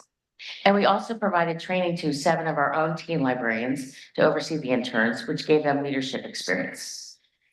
What I also feel really excited about is that two of those teen librarians have been promoted to management positions. So that is it's a really rewarding experience for HR to know that you can, give your staff experience to grow them throughout the organization. And what is also really exciting is that we're going to have the program again this year, and we're going to do it even better. So, excuse me, what's impactful for this coming fiscal year is that we, as you remember, or may not remember, but in September, you gave us awarded us a 3-year contract for NeoGov. And we've already established the new hiring portal. It's up and running. It's continuing to streamline our application process for screening and testing. And so we're on to the next phase of that, which is doing onboarding forms. And we will be continuing to install the modules over the next year. And so that'll be the training module that I was telling you about. Our awesome trainings are pulling together training, and we'll have that in the platform, and then the performance modules, and then everything will be up and running. So I'm super excited about that. It is always a learning curve to put a new system in place. And then one of the things that we're focusing on is to hire a safety risk consultant to continue the implementation of our strategic plan for equity, diversity, and inclusion. As you know, human resources doesn't really have a capital expense budget, but we focus on people. And so that $1.5 million is a flat budget for our 6 staff. And we will be implementing the Be the Change consultant plan for training and equity, inclusion, and diversity and inclusion, sorry. And then we'll be focusing on another staff day, wellness. And we also, in this budget, cover all the wellness funds, like I said, and training for staff in this budget. So next, how do we implement the reimagining plan and measure Y into our goals for the HR department? We want to keep our staff safe and our facilities welcome as we continue to provide additional services and programs to the public. This goal of hiring a safety risk consultant can help us ensure that our policies relative to safety are in line with best practices.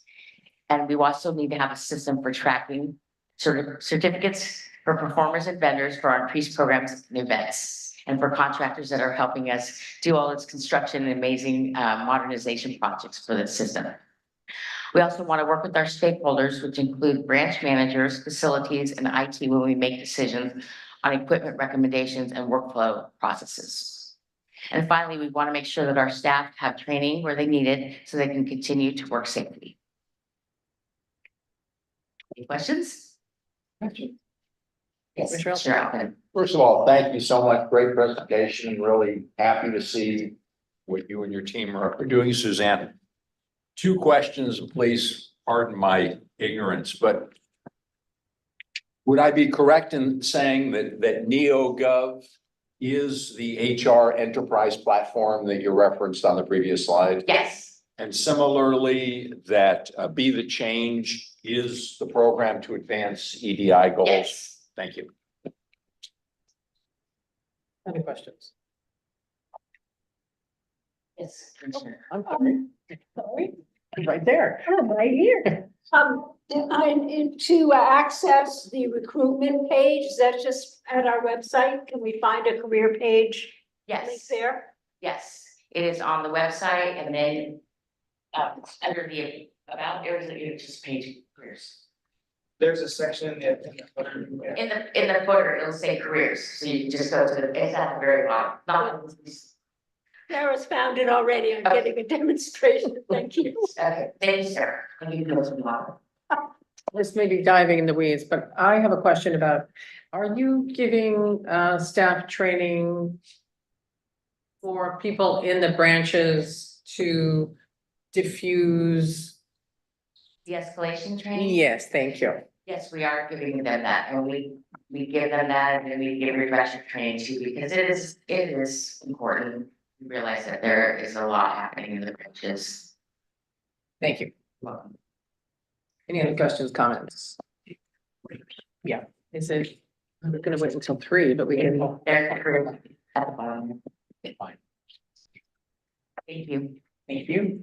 And now I'll introduce Facilities Manager Dave Tasheba.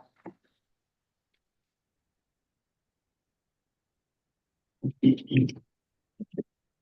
you, Suzanne. Director Thibault. Madam Chair, Commissioners, Dave Tasheba, the Facilities Manager. I'm honored to be here presenting at this budget workshop today.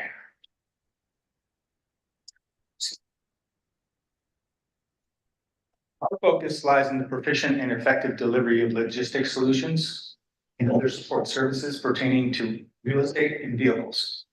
Our comprehensive approach encompasses various controls to ensure that the built environment is functional, comfortable, safe, efficient, integrating personnel, locations, processes. By modernizing and maintaining optimal building efficiency, we provide secure and comfortable environments equipped with clean water, sanitary sewers, efficient storm drainage, ample electricity and data connectivity, heating and cooling systems, clean air, and numerous other amenities for our staff and patrons.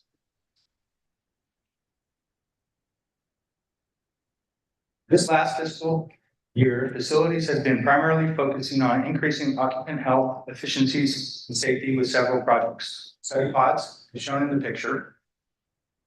Updated security system, which include security cameras, badging systems, a central records desk, branch managers' offices at Sonoma and Roseland, and upgraded air purifying equipment.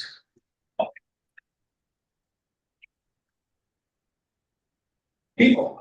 The library's facility team is dedicated to providing efficient and responsive support for each of its locations. We achieve this by having a skilled and diverse team assigned to specific locations with clear communication and ongoing training. This approach improves overall agility, communication, and the ability to handle growth. By investing in the facilities team, the library aims to deliver excellent support and contribute to the success of all its branches. Places. Strong collaboration with our KPA partners is key to well-informed decision-making. By working together, we gain a clear understanding of the impact of joint choices on things like space, services, finances, or potential challenges. This not only allows for better resources and avoids wasteful efforts, but also opens doors to shared services and cost reductions. Ultimately, collaboration fosters a sense of shared responsibility, leverages diverse knowledge, and builds trust, leading to better services, stronger communities, and a more positive future. Resources. The library is committed to a financially sustainable future by dedicating funds specifically to support staff well-being and job satisfaction. This investment aims to create a positive work environment while also ensuring responsible budgeting and reducing wasteful spending. By prioritizing staff in this way, the library demonstrates its commitment to both sound financial choices and the future that benefits employees, library users, and the broader community. Facilities budget. We have 7 full-time staff, building mechanics, facilities. We have 6 full-time staff in delivery. And delivery staff sort over 25,000 books a month. And we distribute those materials Monday through Friday to every location. Places we maintain and modernize 17 buildings, 11 vehicles, 10 departments, and now 2 biblio buses. Also 1 AMH machine. For resources is the Capital Improvement Fund and the library generator.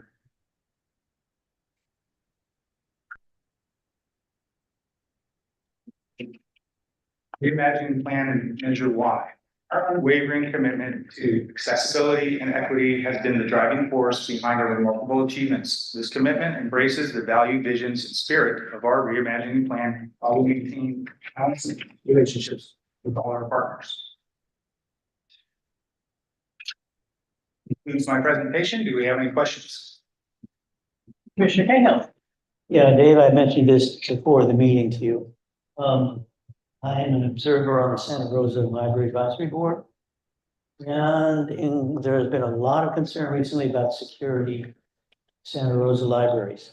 Most recent cycle reports indicates that 3 out of 4 branch managers think there are security problems. I think right now you're recommending that we spend a little over $500,000 on the security services line. But I want you to consider 2 things. First of all, how much extra would it cost to provide what I would call full coverage? 1 guard at every facility during all the hours that the patrons are in the building. Secondly, when we place guards in a building, does anything happen with regard to the number of incidents? Do they go up, do they go down, or do they stay the same? I understand if you're thinking of redoing the system. Look forward to that. I understand from usually reliable sources that we're going to have a commission discussion of security in May.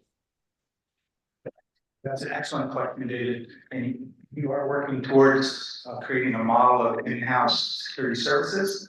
We recently just went to San Francisco to see how that library system handles in-house security services. We have increased that budget this fiscal year from 350,000 to the 500. It's now 13,000. For example, those are contracted services, right? You know, location can increase the cost if it's further for them to travel. Now, currently, we have locations that receive guard service. We have 5 locations that receive patrols in the night and during the hours. You're right on cue with the way Zap is thinking right now and the way you're spotting.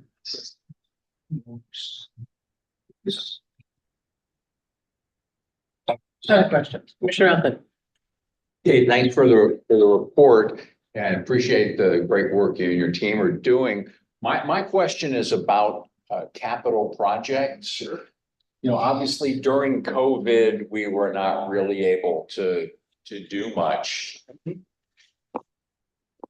We've seen at several points today, the fact that we're anticipating that both the Healdsburg and Petaluma modernization projects are going to be underway within the next fiscal year. And we're looking at more than $5 million in expenses. You have a small team. I'm wondering if you could just talk to us a little bit about the requirements of managing capital projects of that scope, and to what extent you're planning to do that with in-house resources, as opposed to what extent you're going to be contracting out things like project management, for example. So yeah, we've had to utilize tools. Excellent question again. I really enjoy talking about the process of capital projects, so right in my wheelhouse.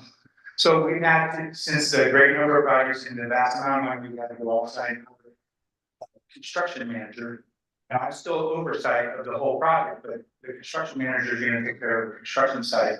Because when we do a project, we have 2 sides. We have the library side of stuff, we have FF&E stuff, shelving, furniture, and that kind of stuff. And then on the other side, we have construction and stuff like that. So they would just be primarily focused on that. We also utilize facilities by design to help us with those FF&E sides of these projects. They coordinate all the logistics with moving the collecting out, back in, moving stuff to a temporary site, moving it out, getting the temporary site fixed and ready to house whatever services we're going to provide out of there. That capture most of what you're looking for. It's a lot of work. Yeah, I know. And let me say, I'm not one of those people who believes that everything needs to or should be done in-house. I have no problem with contracting things out. I'm just wondering, from your perspective, how is the level of support that you're getting, And have we budgeted adequately for what you are going to need in order to be able to oversee these projects successfully? Well, the way that we do that on the contract out is giving me the support I need. Miriam's team and Mike's team, and the graphics team, you know, well, I mean, we all just work so well together. Team effort. That sounds like a yes. Yeah. You better do it. Anything else? Commissioner McKenzie. Thanks, Dave. Did I understand you to say that the facility staff has assignments to particular facilities? Is that a new thing, and can you tell us how that works? Yeah, that's been actually for 2 years now. When we finally fully got staffed, the senior building mechanic, Clint Yeager and myself, we sat down and thought, we can make things more efficient. And one of the things that we get here back from the branch is communication, you know, like when we're showing up and what we're doing there. And so if we had a dedicated staff person, then we could build a rapport with that manager instead of having a new mechanic every time somebody comes. It's worked out great. Every 6 months, they switch locations. So that the other guy can get to know those people too. That's great. It's really been working well. So it's just the two of you? It's two buildings that go to all the branches. We have one building mechanic dedicated to official projects. We have building mechanic one who goes maintenance. And then in terms of the vehicles, the 11 vehicles, how many of those are delivery trucks and how many of them are the building mechanic thing, you know, to go around and Believe that Reach has 2 vans, delivery has 4 box trucks, and facilities has 5, well, 2 vans and 3 trucks. Thank you for that. Thanks for all that you do. I ran into two of the staff the other day, because apparently there are problems closing our back doors here at this branch, and you know, they were on it. And they, blah, blah, blah. I got the full story for arm and all that kind of stuff. Anyway, we're appreciative of all the energy that the staff puts into a good job. Thank you. Just an off the cuff question, if the facilities department got a $500,000 bequest that you could do anything you wanted to with, what would you spend the $500,000? Replace HVAC at Central. That was quick. Thank you. Okay. That needed to be done here is quite complicated because of the partnership. Yeah, of course, of course. Thank you very much. Much appreciation for all you do. Why don't we take a quick 10-minute break, if you don't mind? Yeah.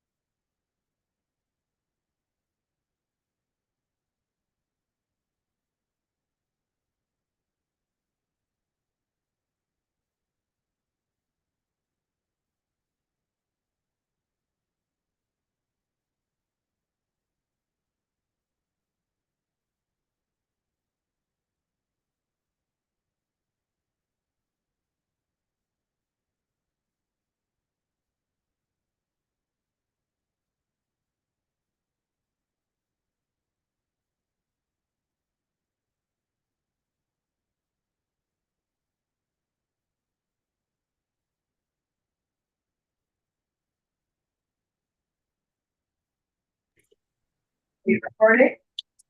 Yeah, recording. Try to continue. Welcome back. Good afternoon, Commissioners. I'm Mike Daw. I'm the IT manager for the library. This year marks 21 years since I moved to the state of California for this job. Over the course of the years, how this library has grown, changed, and evolved, what we do, who we are, how many people there are doing those jobs. Today, it's my privilege to talk to you today about the budget priorities for information technology. IT focuses on 5 primary areas for the library system.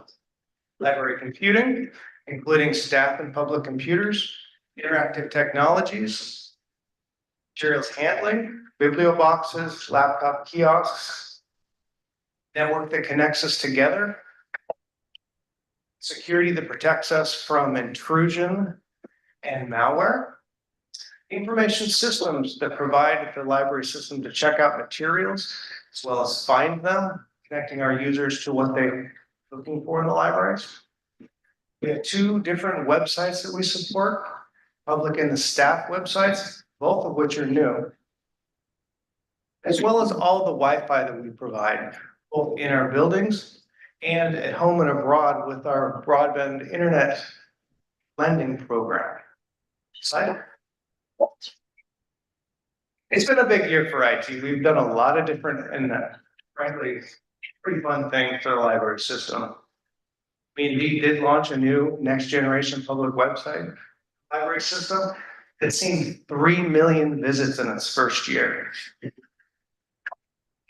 We're doing 4 new biblioboxes for the library system, 2 of which are being installed this week in Cloverdale and Windsor. Heard good things about the Windsor today as well.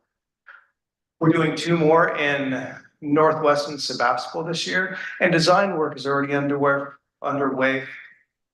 Bring one to Roner Park right outside the walls of this building. Leaving 2 more in the future. We brought laptop kiosks into our libraries, providing 60 more devices for public use wherever they want to sit within the buildings rather than where we want them to. We've done network upgrades thanks to an $84,000 grant from the state library, replacing the key component for our library network, as well as upgrading all of our Wi-Fi, providing resources to our public. The speeds of which are 10 times what's needed for high-def 4K video streamed to any device. We've launched 3 separate sound studios for public access to create, mix, and share their own creations at 2 separate libraries, as well as launching a new hold system and replacing over 200 public internet computers. So, with all that, you might ask, what's next? What is impactful for the year 2025? And I dare say that we have some impactful projects coming this way. We're putting branch sorters in our buildings, speeding the times at which we can provide the materials to our public, as well as easing ergonomic strain on our staff. That begins with the Healdsburg branch modernization project. We have a meeting about that very thing on April 12th. In addition to that, we're trying to put 2 additional AMHs, automated materials handlers, in our buildings this coming year. And we're upgrading the AV systems in our buildings. As far as resources, probably the biggest impactful project that we're going to do for this next year for public access is replacing our public catalog with BiblioCommons. BiblioCommons is the premier discovery tool in the library space. It's connecting users to the resources they want most. For example, as a parent, if I typed children's stories Spanish in Spanish, it's actually going to bring up just that, not books about it, but stories and books in Spanish for kids. It's going to allow us to focus what we are presenting in those searches, highlighting our resources rather than say Hoopla or other resources so that we're moving our materials as well. In addition to that, we're going to be completing our laptop kiosk lending project, replacing all of our self-check equipment, and adding over 100 new fully equipped Windows laptops for public education classes and such at each of the library branches. All in all, the fiscal budget request from IT is $4.92 million. In that, we have 12 people in 9 specialized fields with an accumulated 131 years of service with this library. It says something when people stay with the department for that long, their dedication. In our places, we are working to provide technology in our facilities to provide access, fulfilling our mission to the public. Resources, again, the library's database and public discovery layer, connecting the resources and checking out the materials, public internet and the websites, software and e-resources.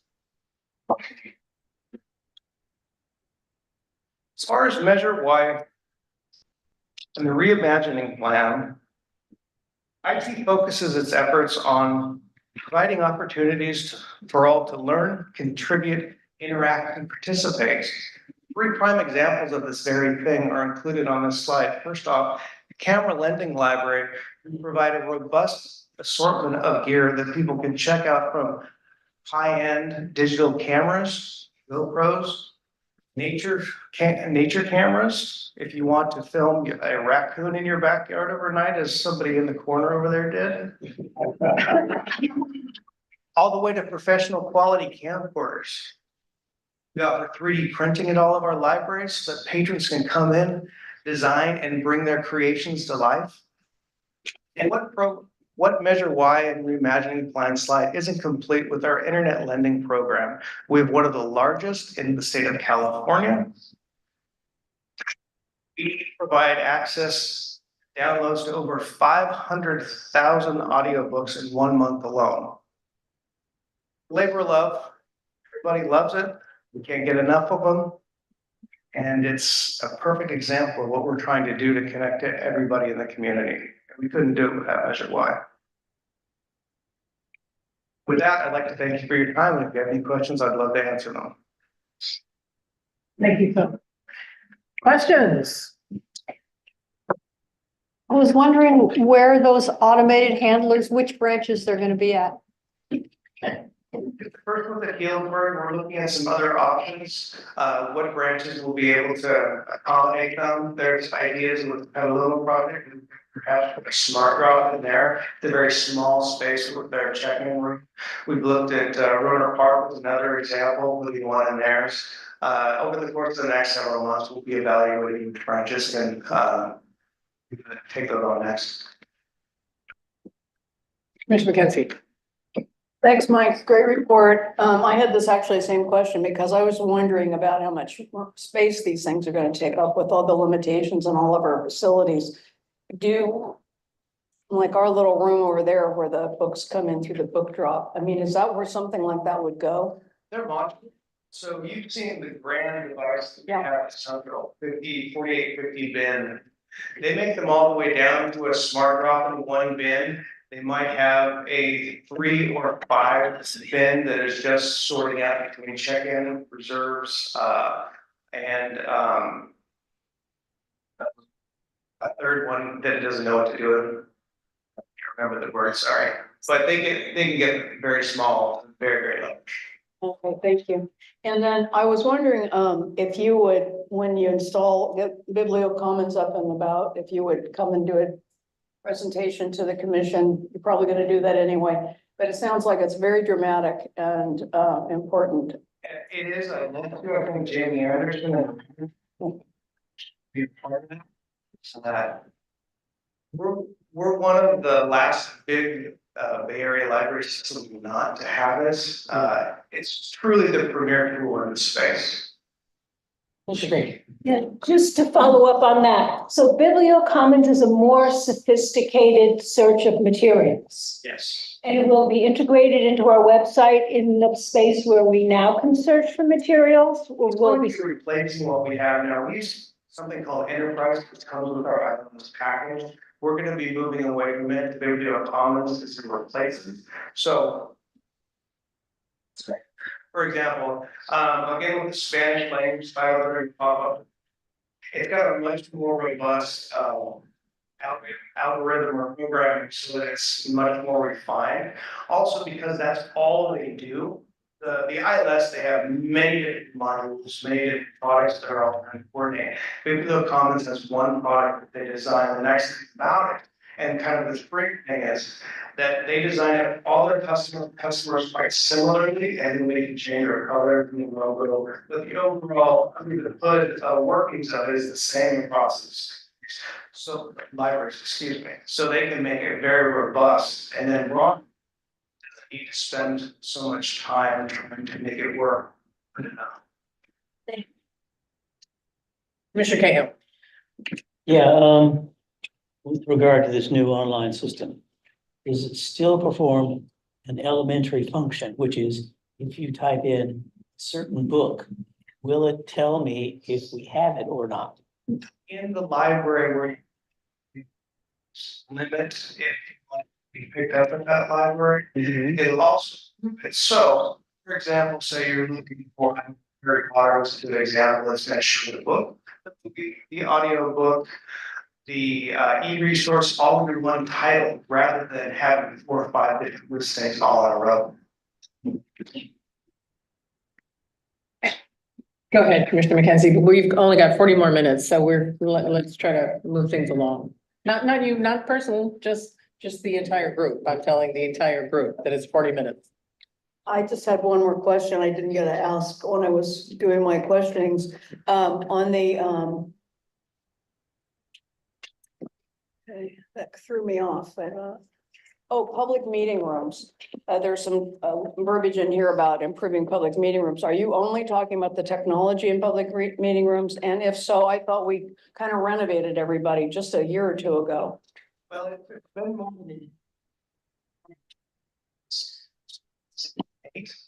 when we did that, we provided basic nice screens, projectors, speakers. Life has changed for us all, and now we're doing online meetings all the time. A perfect example of the problems we're having today in Sebastopol. They have a nice audio video. They don't have the microphones set up in those rooms so that they can communicate. They use the speaker phones, and so we're upgrading all those things. And also, there's a lifespan on all technology, including projectors and the back-end gear in those, and so we're looking at upgrading all of those. Apologies, we are going till 5. I'm sorry, my first note said 4. So Frank, continue, if you've got another question. Okay. Anybody else? If there are no questions, my pleasure to introduce you very much.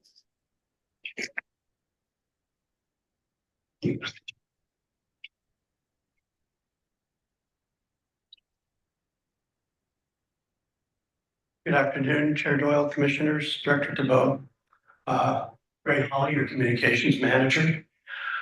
Communications team provides a wealth of services to the library. Our job is to engage the community about the benefits, the impacts, and the magic of libraries. We tell our library story to the world. We act as in-house consultants and advisors in marketing, public affairs, advocacy, public information, graphics, video, signage, branding, advertising, and other support to library staff and the library family. This includes newspaper and radio ads, posters, brochures, maps, media relations, email newsletters, social media, and signs and banner programs. Your library marketers handle all primary press contacts, and we are all experienced communicators. We know how to work with the media and help reporters do their jobs. We handle the main system social media accounts and are very successful email marketing program.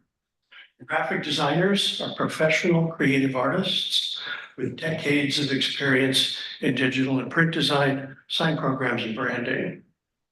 We help our community appreciate the power of libraries. In addition to all aspects of marketing, our team helps define the library's voice in the media, at local government meetings, and anywhere library leaders need to be to represent the interests of the library and the community. We are deeply committed to equity and access, and whenever we can, we assist and support library teams and programming that are focused on equity, diversity, and inclusion. After all, libraries are for everyone. Communications is about engaging with the community, and we do. Last night, I did a rough tally. In 2023 calendar year, our team was responsible for more than 35 hours of radio interviews and advertising, about 17,000 square inches of newspaper and magazine ads, dozens of monthly media coverage items, tens of thousands of posters, flyers, banners, bookmarks, stickers, website and social media images, and more than 400,000 social media impressions. We have a formidable marketing machine. We create branding standards for the library as well as style guides that cover all forms of written and visual communication.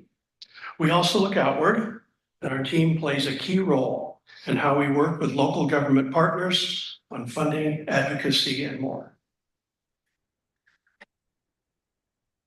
Our team supports so many aspects of library services, from payroll forms to program and event branding to fundraising. Consistent and effective signage is a strong recommendation coming out of our facilities master plan, and we will continue to work on that this coming year. This year, we will get deeper into video marketing and use that powerful tool to tell the library story. And beginning in about a month, we're going to release 4 new library card designs this year.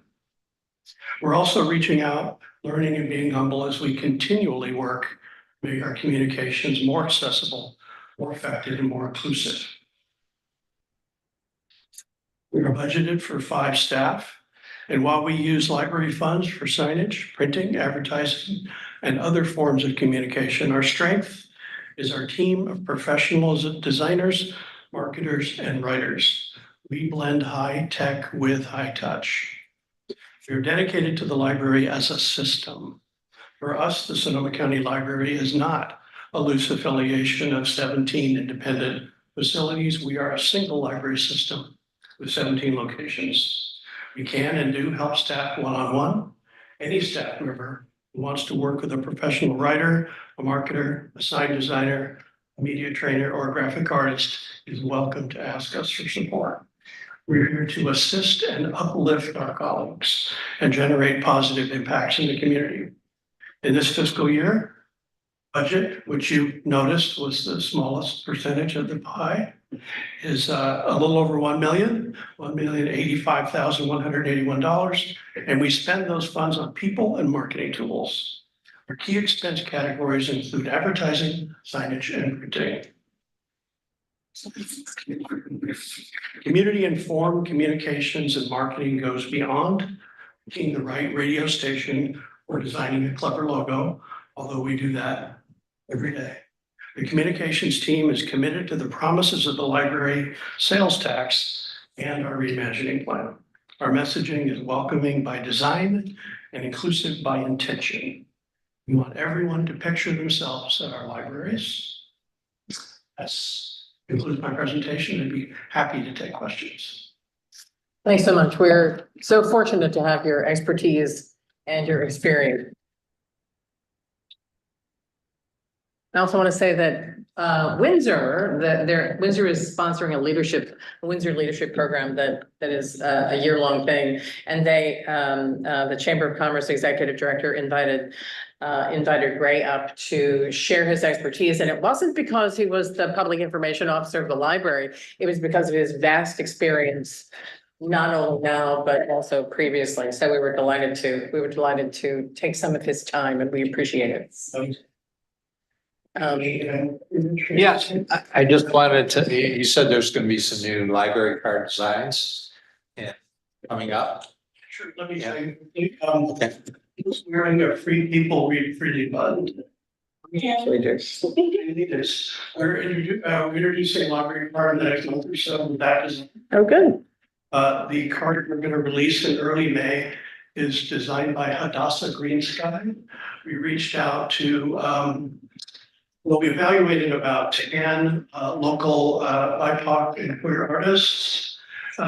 We put together a group among library staff to evaluate them. We reached out to 3, asked for proposals, and Hadassah has been the last person standing, so to speak. Hadassah is a Wakana Missing Udawa band from Traverse City, Michigan.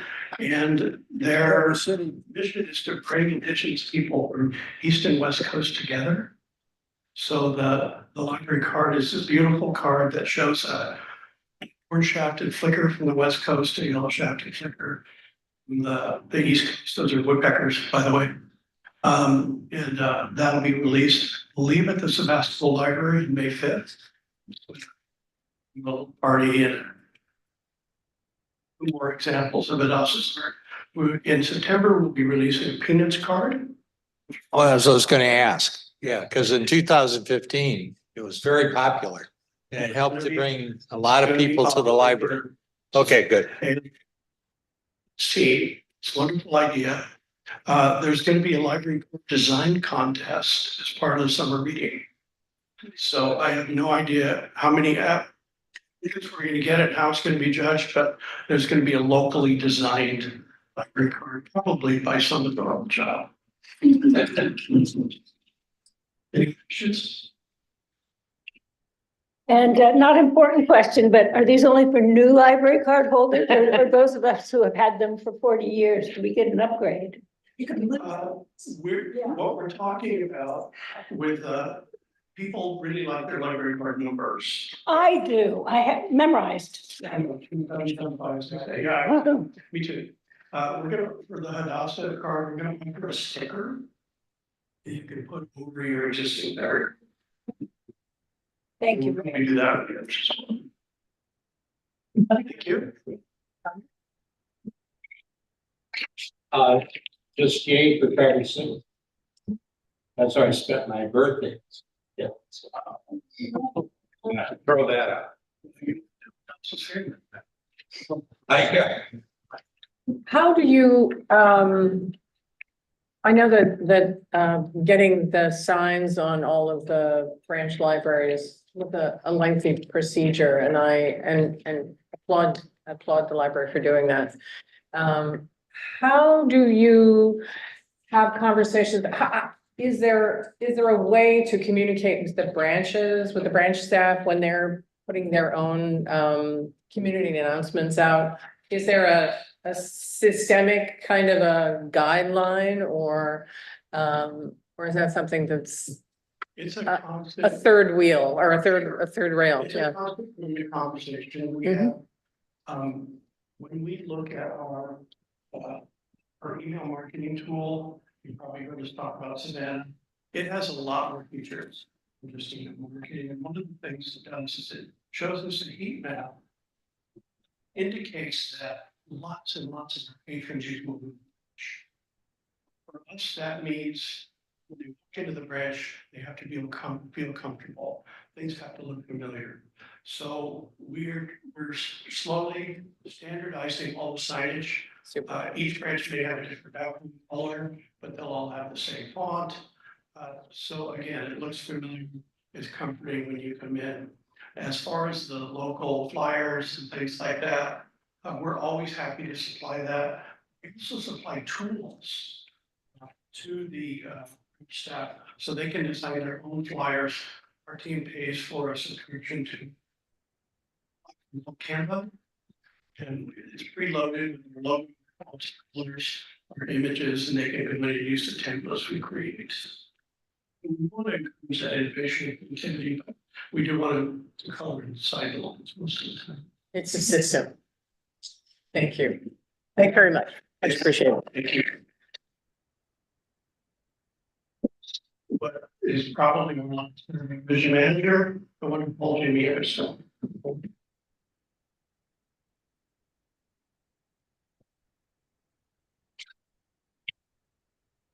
Good afternoon, commissioners. My name is Jamie Anderson, Collection Services Division Manager. I've been with the library for about 18 years now, and I'm excited to share with you information about the budget for collection services for next fiscal year. So the Collection Services Division is the division responsible for selecting, ordering, cataloging, and processing all of our new books and materials. This includes for all ages, a variety of languages and formats, everything from books to DVDs and video games, our research databases, our ebooks, and streaming media platforms. We also provide the Link Plus service, which is an arrangement with 70 other library systems in the state that provides access to an additional 5 million titles to our patrons outside of what we own.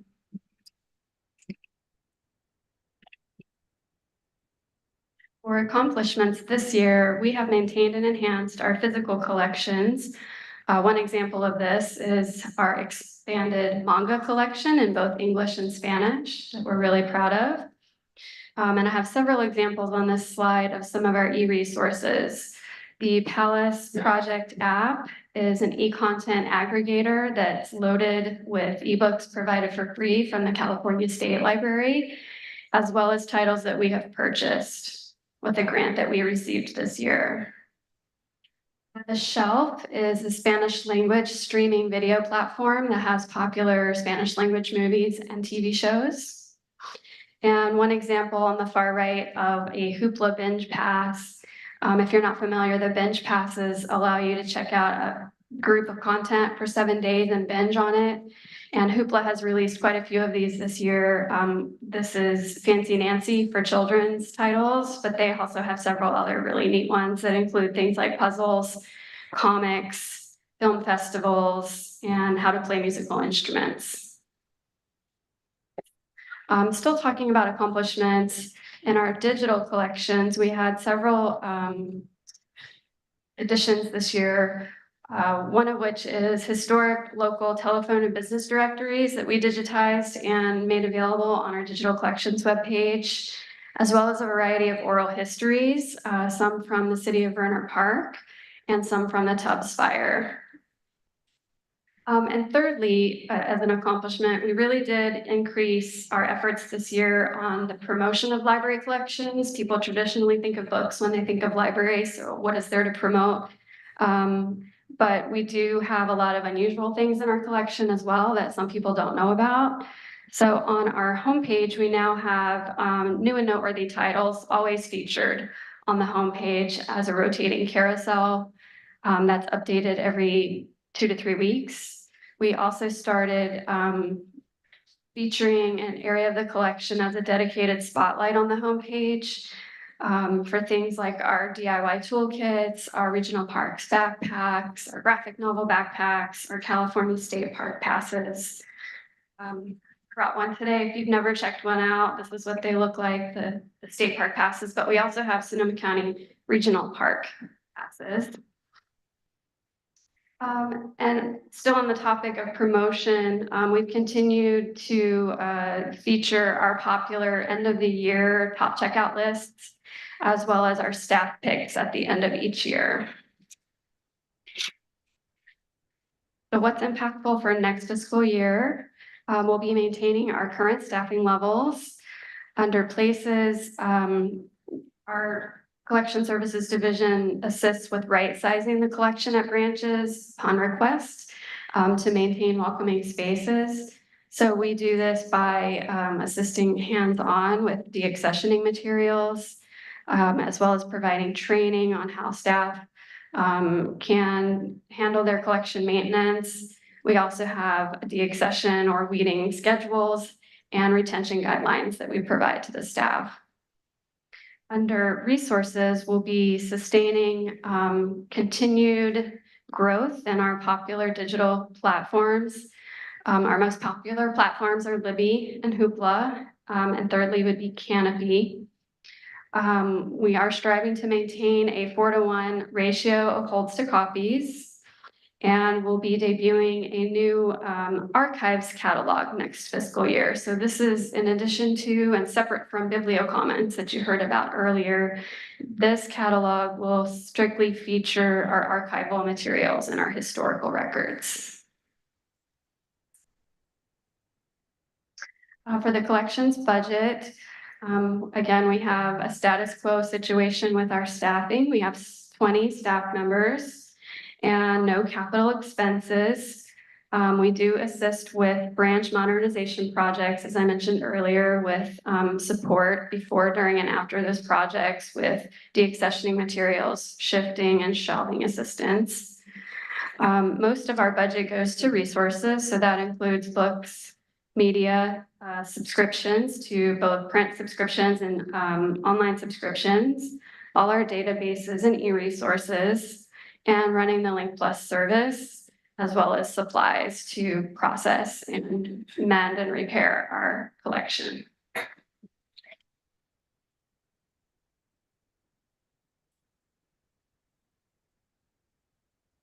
The reimagining plan calls on us to foster racial equity, social justice, and inclusion. A couple ways we've done this.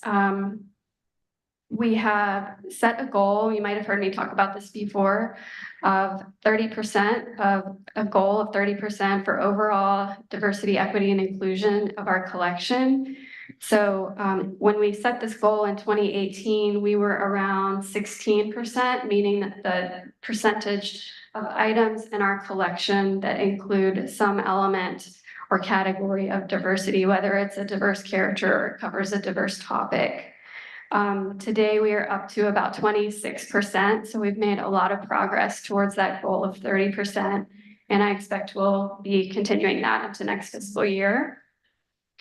Digital content, by its very nature, supports greater access for all. We have, again, spent more time this year marketing our diverse titles through more book displays in the branches, book lists for Heritage Months, and book carousels on our website. Our digital content also advances our racial equity lens and inclusion goals. As mentioned earlier, for example, the shelf, which is all in the Spanish language, and the Palace Project. The grant that we received to purchase titles on Palace this year was $40,000, and it had a specific focus of diverse voices. So all of the titles that we spent that money on were in support of our diversity goals. The reimagining plan also calls on us to expand information access. So again, we'll be implementing that archives catalog for improved access and findability of historical records. And I'm excited to share, we're looking right now at planning to pull out a separate romance collection. I don't know if any of you are romance readers, but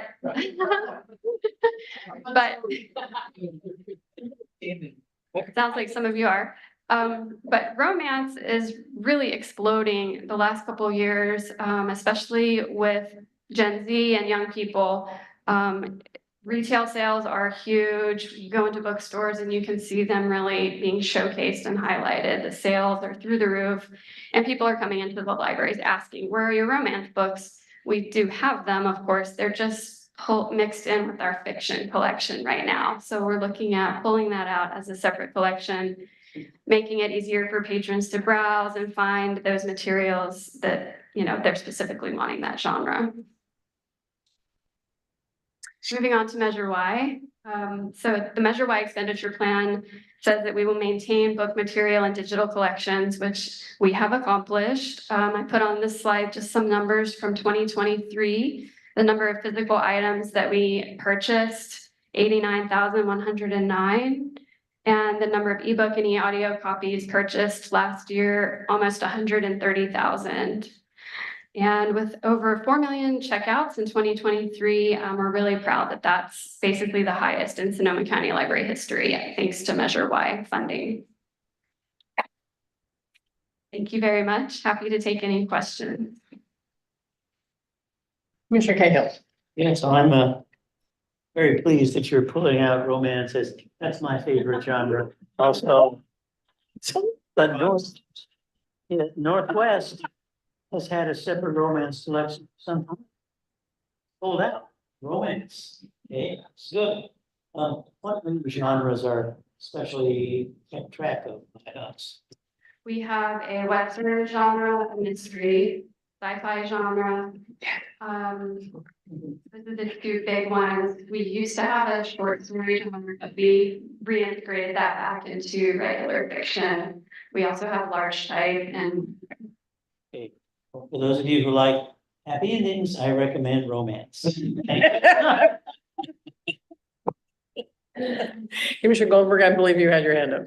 Well, the romance section is what it's all about and to the commissioners, so I have something to say about it. I don't read them, but I think it's great they're being broken out. What does breaking them out as a separate genre have to do with the reimagining plan, though? Why is it up there? It's a great thing to do, but foster racial equality, social justice and inclusion, I don't know. so I put it under expanded information access, even though it's again, they're titles we already own. It's really more about making them findable and discoverable. Some people come in and they know exactly the author of title they're looking for. Everyone does. They just want to see what do you have in general. Right now, we point them to a very large section. They're gonna have a difficult time. Or they can go to our catalog and search, romance, but then you're gonna get a ton of result and, it's just to make it a little bit easier. The next new thing is science fiction romance. So. Part of. I've read them all. Yeah, Mr. Lagos. I actually don't have a comment on the romance genre, although I do really love to see it. I have a question, actually. You mentioned the 30% DEI goal for the collection, and you mentioned character and topic. Did that include author as well? It does not include author because we don't assume to know the identity, race, background, etc. Sometimes we, but most of the time we were guessing about that. So no, it's not. Did you have your hand up or is that just a? Sorry, Commissioner.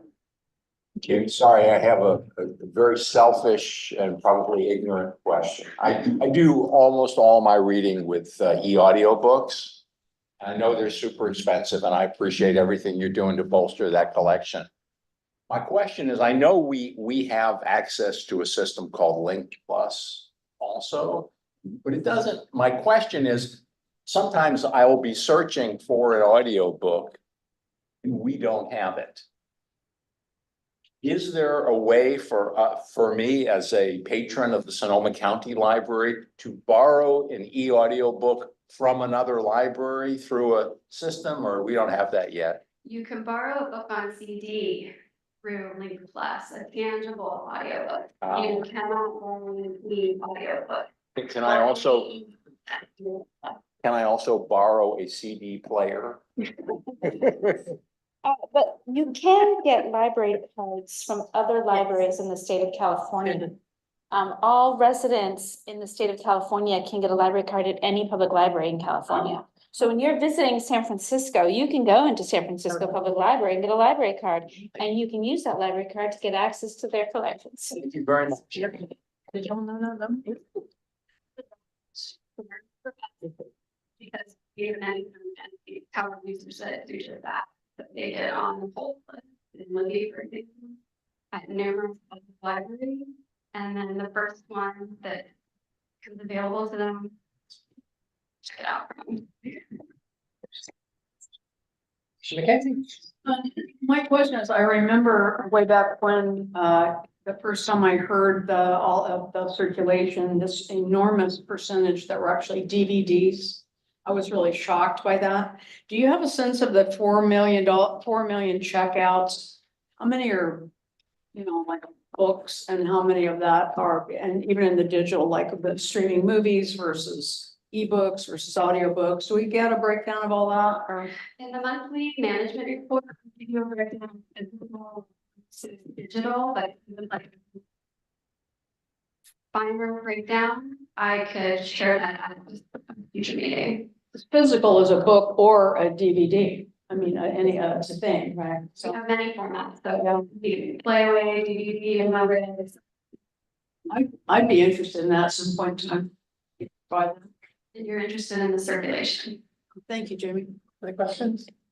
I've got a question. The public launch of the archives catalog.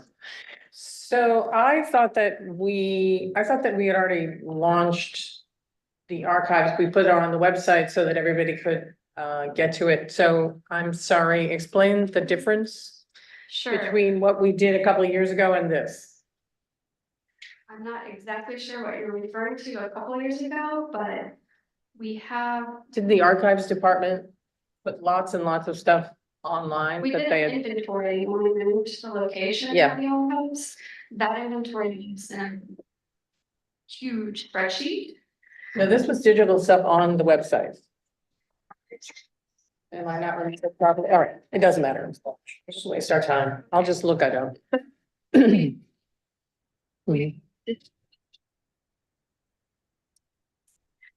Digital collection, we have things like the oral history, photos that are scanned, sound recordings and interviews, you can look into that. It's all in our catalog and accessible today. Our archival and historical records that are on the website education. We have really bare bone catalog records for you. Spreadsheet / inventory. So what we've been working on is getting all of that metadata created and fleshed out and put into a system called ArchivesSpace. And that's what the new catalog will be.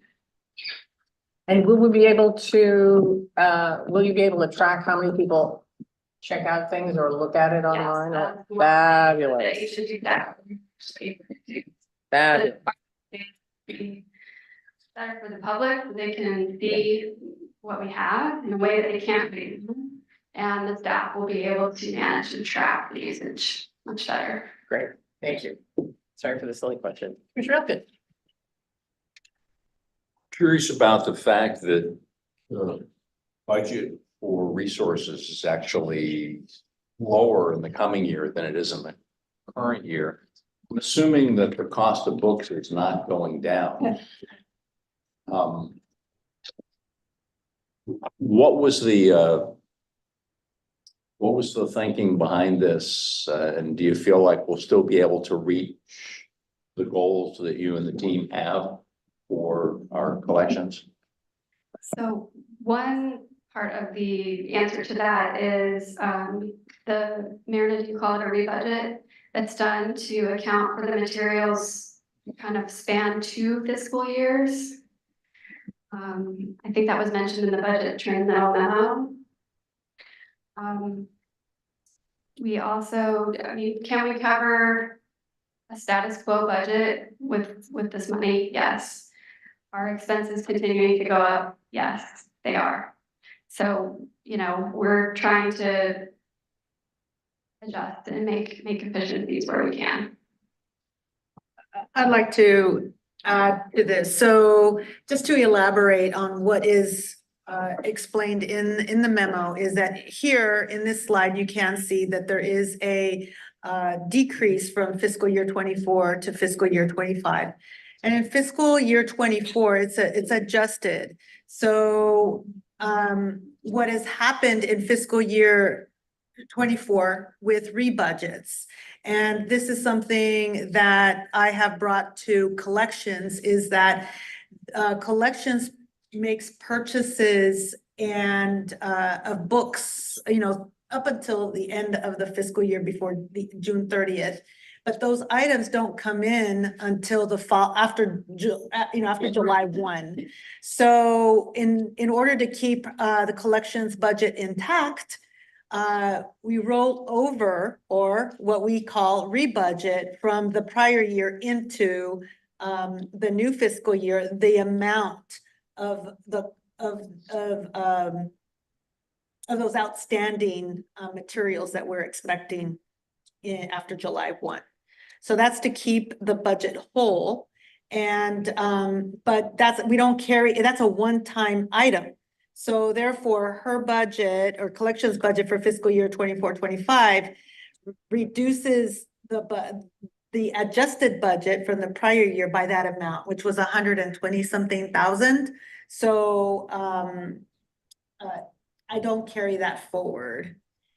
At the end of fiscal year 24, we will make that analysis of what is outstanding, items so that we can do a rebudget and roll over the funds into fiscal year 25. So overall, the instructions are to maintain a baseline budget. However, divisions have an opportunity to make a request for items.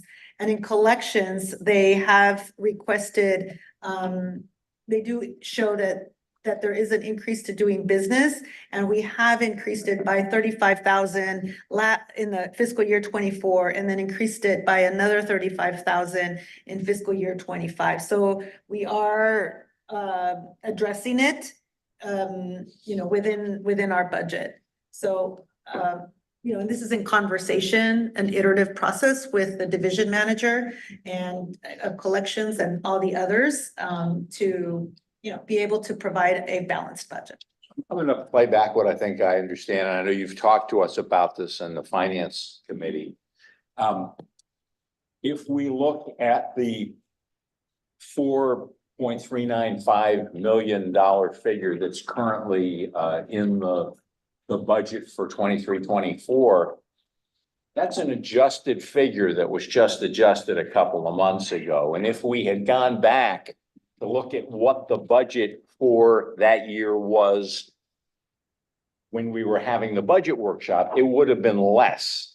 But what happened was a number of books that Jamie's team ordered toward the end of the fiscal year didn't come in until the following current year. And so that money got taken from 2022, 2023 and pulled into the current year, making that number look higher. Yes. So you're just anticipating the same thing's going to happen again. So Yeah. it's not really a decline compared to what it was planned originally. That is correct, but in addition, collections did receive a boost in their budget of $35,000 to offset the cost of books. The other thing that is in the adjusted is not only the rollover, but collections also received a grant of $40,000 that increased resources by $40,000. So that did not carry over into 24-25 unless collections is able to bring in grants. Then these adjustments happen during the course of the year, and then therefore you get the adjusted budget. Okay, thank you. I think it's just important that we all recognize that we're not actually looking to decrease the allocation of funds. We can always do more. We'll keep that in mind. Thank you. Yeah, just one last question, Jamie. The holds ratio of 4-to-1, we tend to keep, my own personal experience sometimes it's a really long wait for new titles, and I think that we've talked about this before. Two things about that. I think some of the branches, the Friends buy extra copies of the popular books, and I wondered about your thoughts about that and whether the impact of that. And secondly, if you've had any additional thoughts about the automatic renewal process, because it kind of takes away the incentive. I mean, I don't know. We don't have any incentives anymore because we don't charge for, overdue books. But in terms of getting things back into our library and circulating by automatically renewing it, I'm wondering if that has an impact on, especially like these popular books. So you can't automatically renew something that has a hold that someone else is waiting for. It won't automatically renew. It would stay with the original due date. Can you keep it overdue? Yes. Some people do that, but it won't automatically renew. So that's the equation. Can you try to renew it though? Can you personally renew it, or you cannot renew it? Okay. Okay. As far as the Friends, the impact of additional funds for bestsellers, I mean, that varies from branch to branch. Some branches spend additional money to get Lucky Day copies that are not requestable. So they have a little bit of this branch is one example, a little smattering of popular hot titles every day. People can come in and see what's there and be able to check something out with no wait. That's a great way to use Friends money. Yeah, that's always been a question I've had, and you just brought it up, that when you have so much money for a budget, there's so many digital and hard copy, books that you want to buy. How do you triage that? Because I think at the end of the year, you're probably going, man, I'd really like to buy all these romance novels, you know? But I can't because we're running out of the budget, you know, and I just wondered how you say, you know, do you wait till the next year, or how do you triage that? How do we triage a title across multiple formats? Well, but just the collection, you have X amount of money for the budget. Collection. They're experts. That's why we hire them. Well, yeah, but as an expert or a librarian, is there any bad books? So how do you say this collection or this title I want to buy, but you know, I only have so much money in the budget. Right, so we primarily look at usage, past circulation for certain Dewey area topics, categories, genres, formats. And we'll try to match that as much as we can with the budget. So it's giving the amount, percentage or dollars of the budget to the most popular formats and genres. We also look at, suggestions from the public, titles that they want us to purchase. Okay. Could kind of go through the whole spiel, but it's also lined out in our collection development policy. So I heard you say we can always use more money. I guess what I'm getting at, is it enough that we're getting, or do you always come up against the end of the year budget going, I don't have enough money for what I want to buy? To speak freely, we are currently struggling with the 4-to-1 purchase alert ratio, maintaining that, especially on digital formats. The ebooks and the e-audiobooks are very pricey, so we're looking at this time of the year, spring, towards the last quarter of the fiscal year. We are having trouble meeting that 4-to-1. We're probably going to have to go to 5-to-1, 6-to-1, so that we don't have to decimate other parts of our budget. That's the answer to my question. So being this is a budget meeting and we're looking at places, is the budget written in stone, or can we add to the budget? I mean, that's what we're talking about right here, right? So this may be an area that we can add to the budget, so you have more money. Because I personally, I'm on a long waiting list for a number of books, and it's months sometimes, and that's that's not great for me. So what I end up doing is getting on a waiting list for a number of books, and then they all come in at once, and I can't read them all. So I think if we're discussing a budget, and you answer the question, I know you're maybe reluctant to say, yeah, we need more money, but that sounds like an area that we could look in. I'm not reluctant to say it. We could use more money. Okay, good. Put in All a right. request for more money, and we've got, Great. as Mary said, 35,000. What I asked for was 150,000. Okay. Well, as a commissioner, I would like to talk more about that. You can always suspend your holds. So if you get too many books in and, you can always go into your account and suspend any hold so that you can catch up before you. Oh, I use the little, you can do 2 weeks, 3 weeks. Yeah, so that's what I do, but then over the year, Commissioner King. Yeah, well, procedurally, what we've got here is a proposal. Okay. In June, motions are in order to amend this budget. Make an actual budget. So I would support motions made to increase collections. I don't want it to starve. I think it's the heart of the library. So there. Good. Excuse me. So how would we know if you were gonna do a proposal of what money that you would like to add on to the proposed budget? Is that something you would?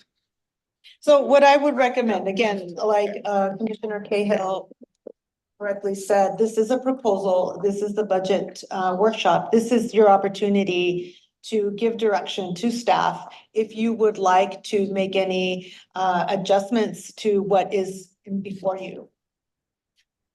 Yeah, so. Sorry, I just want to be clear. So we do that in June, we do it now, Today, we do it today. Okay? So who do I ask? How much more money do you need? I don't know. So what I would recommend is Okay. that we're still not done with all of the presentations. Okay, So I think we might have a couple of more left. all right. And at the end, I still will end up take any additional questions that there may be and any direction from the commission. So normally what we've done is the next steps are to gather all of the open questions. So there are a couple of open questions already that we haven't been able to respond to today. So we will continue to do research and prepare a response for. And if there are some changes to the budget, we would make those adjustments as well. And then we could what is scheduled is to provide responses by May so that we have a final prepared budget in June that is ready for adoption. If it's not ready for adoption in June, then there will be delays. And that's the prerogative of the commission to make further adjustments until it's, ready, for approval by the commission. And we'll just continue to go down that process until it is approved. Go ahead. So I appreciate that, but I'm also, and obviously, I'm real big on the romance collection here, but I'm also really mindful that, Ray and Mike and everyone else who stood up here and presented probably also asked for increases in their budget. So what Myrna is presenting to us is a balanced budget. And so while we may have affinity personally for particular areas of the library because we are users of them, I think we need to be mindful that we're not letting that impact the balanced budget that Myrna and her team put together for us. Because to allocate further to collections means we are deallocating to another area. So I really want to be mindful of that in any direction that we might give to staff today. Commissioner Hauser. I think that's the nut of the problem right there. Give here, take there. So I won't say more about that. One last time and then we're moving on. I'd like to point out that we're sitting on savings of $1 zillion. It is actually $17 million. We continue to run very excellent financial history here. So I'll open the bidding. I will suggest an extra $100,000 for collections. Because I don't want to put Jamie in the impossible position of having other Pete managers frown at her, I'll offer $100,000 amendment. So there. So I have a real problem with that because we have not asked that same question to every other division manager who is standing up here. So that places rest of the managers who came previously in an unfair position that they weren't able to advocate for the projects and the increases in their budget that they were seeking that did not get brought up because we didn't ask that question of anyone else. So I feel very concerned. Everybody has to take their best poll. Okay? I would also add that we are working within our operational budget and we prefer to stay within our operational budget and not use fund balance for ongoing expenses. That is the fiscally prudent thing to do, is to keep within our operational budget. Okay, we're going to move on to community. I would just like to make a recommendation. So again, if there are any motions, I would like for them to be reserved to the end so that everything is discussed all together, with everything else in mind. And so that's my request. And I think that'll be helpful to everyone. We're moving on. Yes. Yes, we're moving on. Anything else? At this time, Okay. I will introduce our.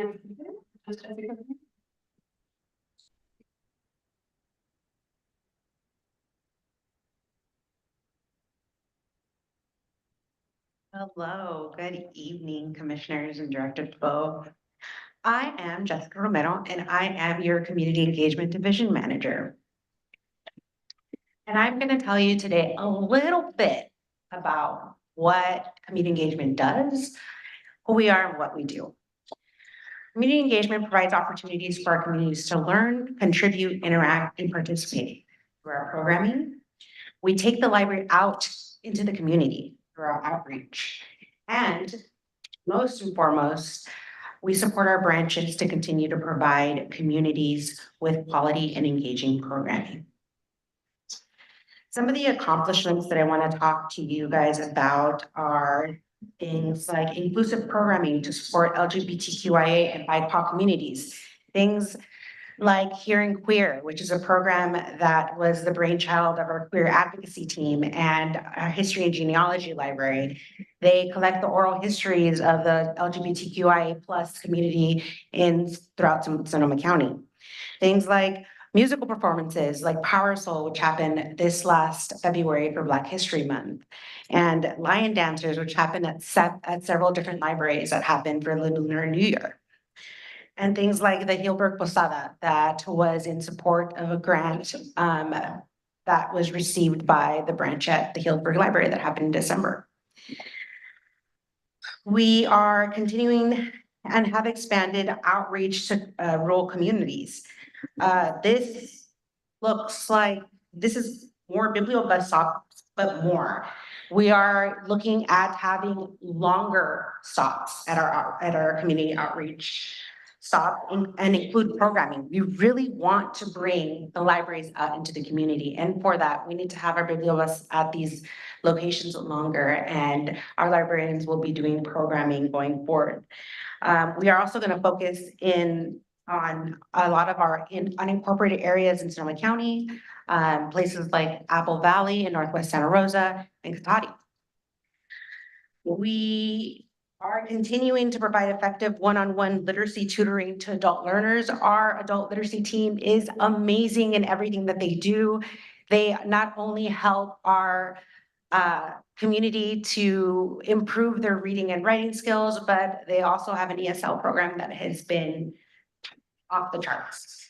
And we are continuing to provide services to those who need us most, such as library services to Sonoma County Jail and Juvenile Hall Library through our Los Gillicos Juvenile Hall Librarian.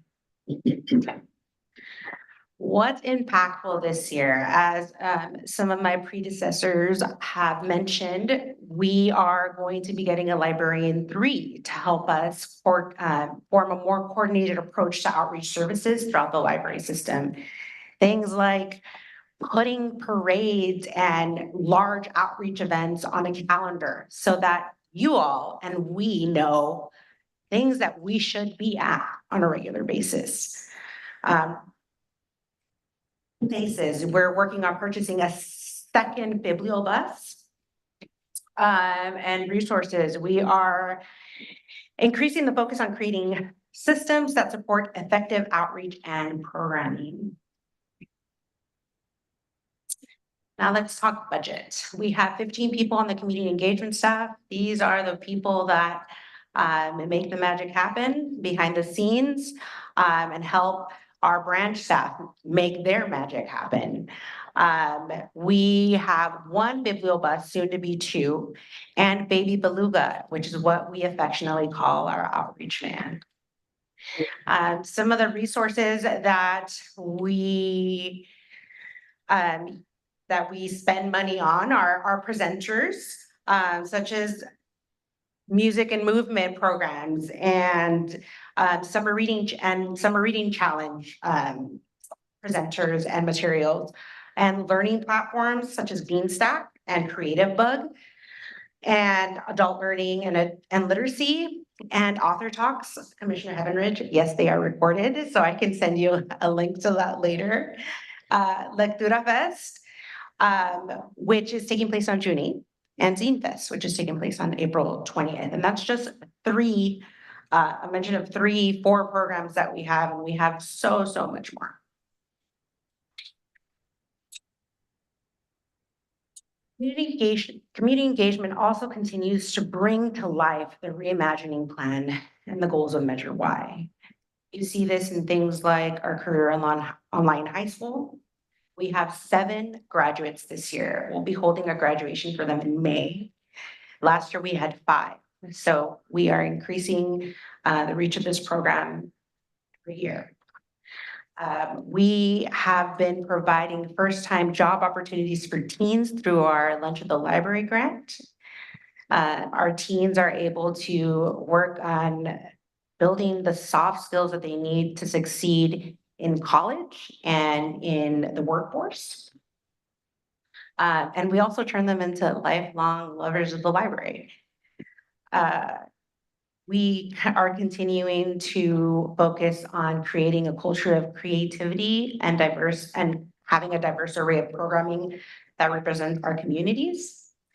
And we are continuing to expand access and services throughout Sonoma County with our partnerships. Some, for example, like SCO, the Sonoma County Office of Education, LSP, the Latino Service Providers, the Economic Development Bureau. Thank you, and I will be happy to answer any questions you guys may have. Thank you very much. That was very interesting. Commissioner McKenzie? Thank you, Jessica. Under the more coordinated approach to outreach, I believe if Daryl was, when I asked about the programming, are you doing that too, the more coordinated? So it's outreach and programming and a more coordinated approach and evaluation of the success? That is one of the things that I'm focusing at the most on in my first year in this position, is creating a coordinated approach for programming, outreach, having set standards, having guidelines for our staff, so that they are better able to succeed. So that's in process right now. You'll be coming to us with some more. And then lastly, on the calendar, I think that's really important. I think a lot of us would like to get out in our communities and know what's going on. I'd have to say I get most of my information on Facebook. That's where I see most of it. And then I get the email from communications department. But other than that, it's really hard to know. And if it's just on a calendar, that's, I don't know, it doesn't. It's quite enough. I mean, in terms of letting us know what we need to know to get out there. We're not going to go to every, story time and that kind of stuff, but the critical things that we really should have, local commissioner get out. I wonder if there's any. That's what our library do. They're going to kind of be in charge of that, and either poke me or poke other division managers. To put and say, hey, maybe we need to get on to this.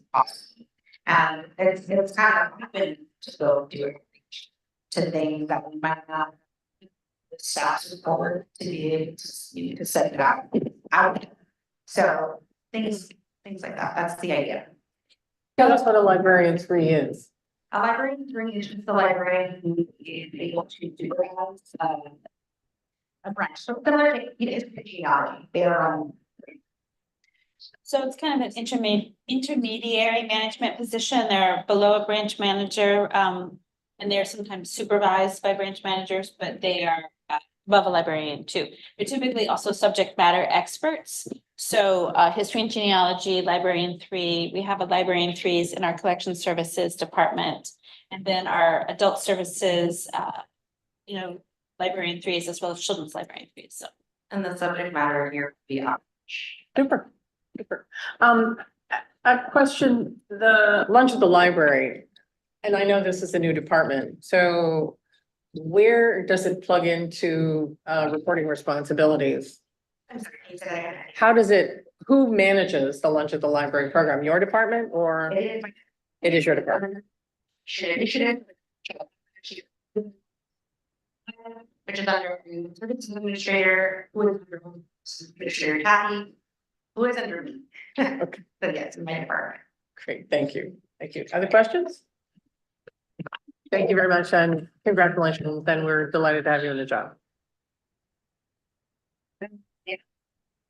That's public services.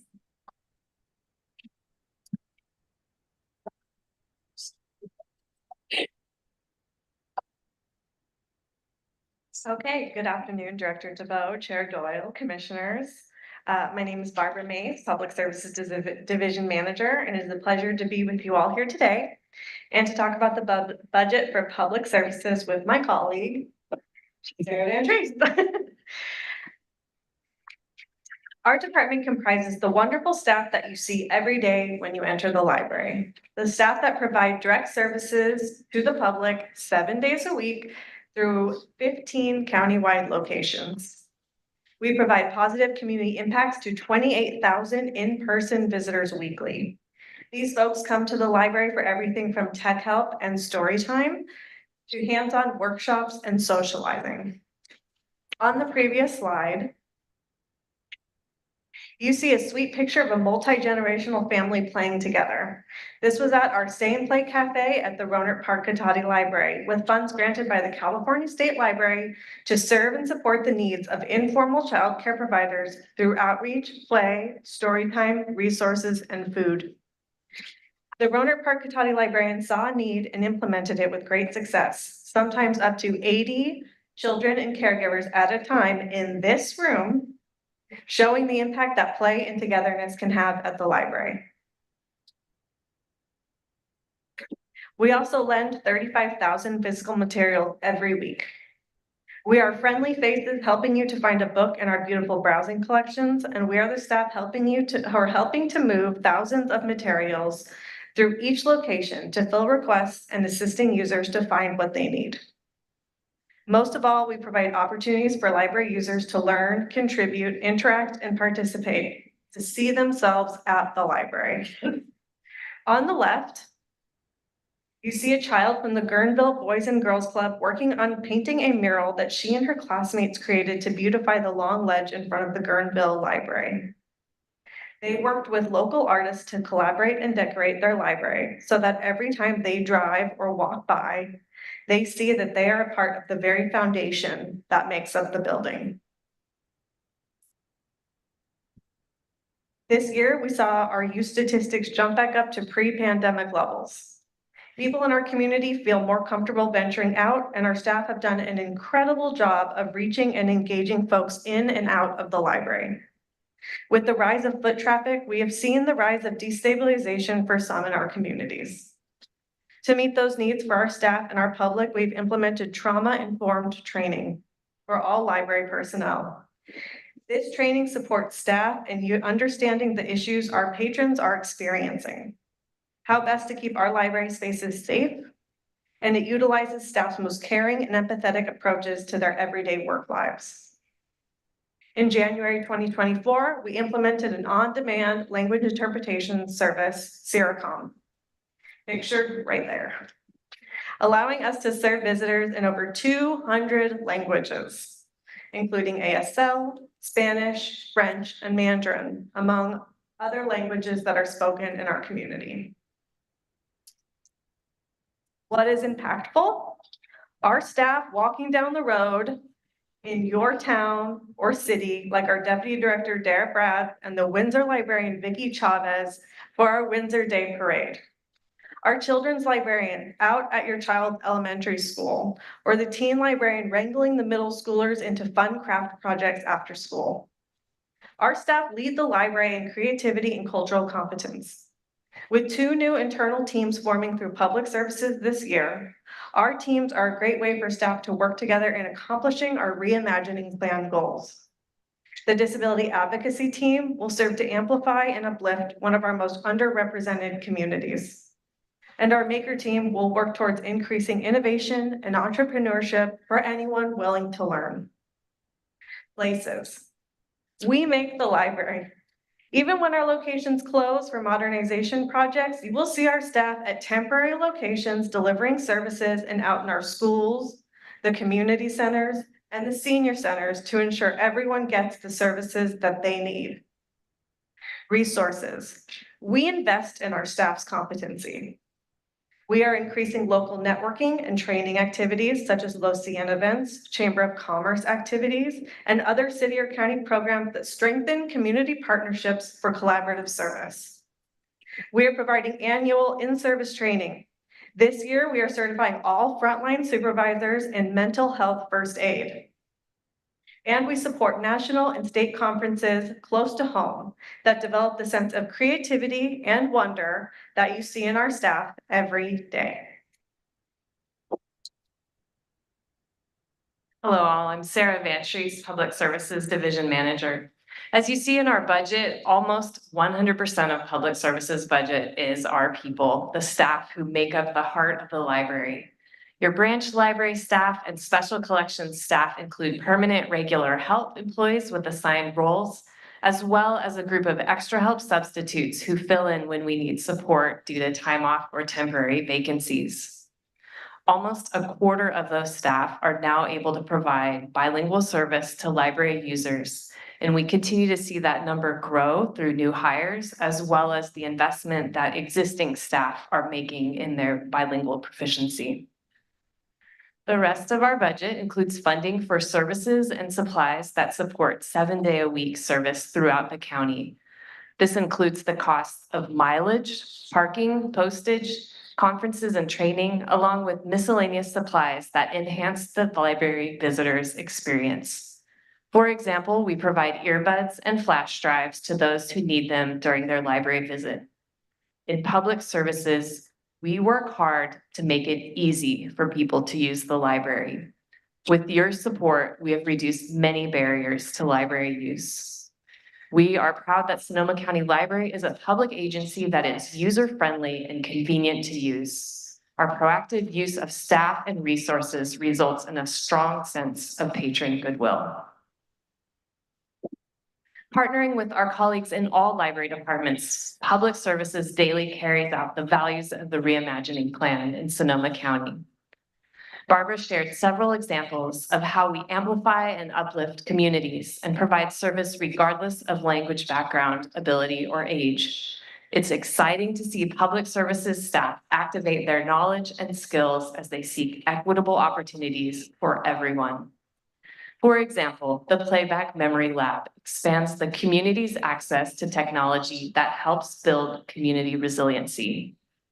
Since the launch of this lab at the History and Genealogy Library, members of the public have digitized thousands of personal records, a range of materials related to their trips abroad, community activism, memorabilia that may have been lost in wildfires, and other significant events and experiences. Some of our users also digitize their business records. So far, the Playback Memory Lab visitors have saved printed documents, photographic material, scrapbooks, VHS tapes, and even pin types. Many users would not have access to this type of technology outside of the library. One of our users, when thanking us, said, "I was able to see photos of my parents and photos of family memories that I have never seen before." Every day, Public Services provides value back to the community's investment in Measure Y. Measure Y allows us to offer 750 combined hours of service a week, from our tiny libraries in West County to our largest city locations and all between. Staff work to create welcoming spaces, ease of use and layout, to add beautiful touches, to define spaces for adults and youth, to help children learn and grow, to establish community gathering areas where people from all walks of life can enjoy the library together. Our public meeting rooms extend that opportunity to local groups who are looking for a safe and affordable location to hold events. We've also created additional flexible spaces in the library. You've heard about study pods. We have these because Public Services staff advocated for small meeting space solutions. The new study pods at many locations create a calm, safe place for quiet study or teleworking. They are also a wonderful spot for adult literacy learners and tutors to meet. Tutors let us know that they enjoy the privacy of the pod as well as the ability to laugh together with their learners. They've complimented the staff on this innovation and sent their thanks to public services staff. And Barbara and I want to also extend that thanks to our amazing staff in public services. Their daily care, innovation, creativity, and above all, service that makes a difference for our community.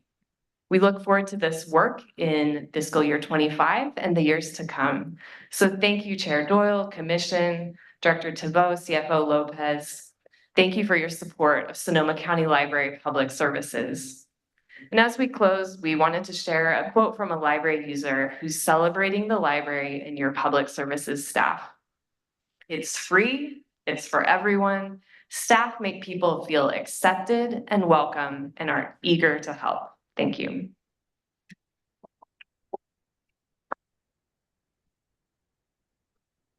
Thank you so much. Questions? Michelle Pin.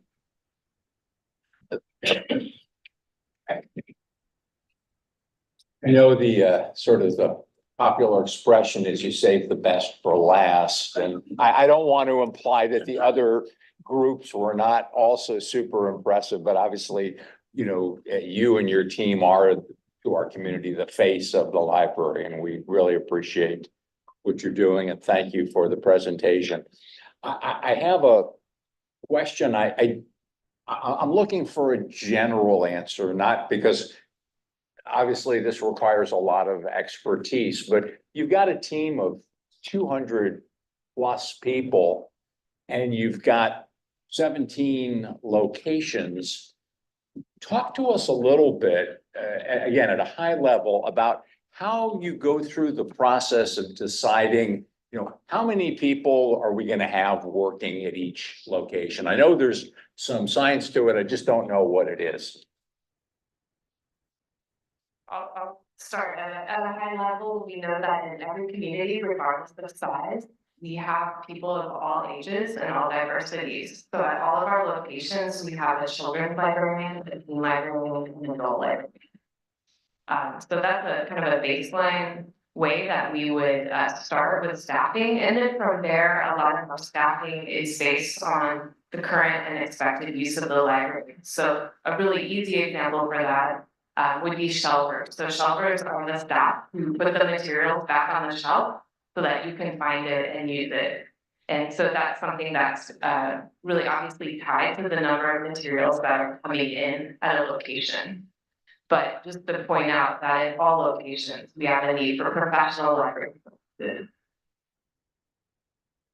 I would also just include that statistics are something that we look at. We look at the population, the cities they're serving, and then there's a differentiation between librarians and our circulation staff. So if we see a branch has really high circulation, we're going to know that they need more staff in that area. If they have a lot of schools in their area, they're really large, you know, like Petaluma, they're going to have a little bit more support that. So we look at a variety of statistics for 50 locations, and that's how we can staffing. I would add that we also look at the physical size of the library as well as the number of service desks. So the larger the library, the more eyes you need to kind of maintain security. Similarly with service desks, when you have multiple service desks, you need to have more staff to staff those desks. So in locations where they have only one desk, they can be a little more nimble and a little more flexible. Whereas, you know, large locations like Rohnert Park in Petaluma and Central, you know, the bigger they are, the more support they need. That makes total sense. I guess just a quick follow-up, and I appreciate this very much, and I don't want to, you know, ask you to go into a deep dive on it, but is this kind of an ongoing or dynamic process where, you know, you periodically look at these kinds of statistics and make staffing adjustments? How often do you do that kind of reassessment? To answer at the high level, yes. Okay. Yeah. Something different with the position, there's a need for it, you know, the city or town population is also involved. So not just statistics, but as Erica mentioned, our, you know, security concerns with some locations and multiple deaths. If you all were a library or a full-time library today, you'll do that there are police service up here.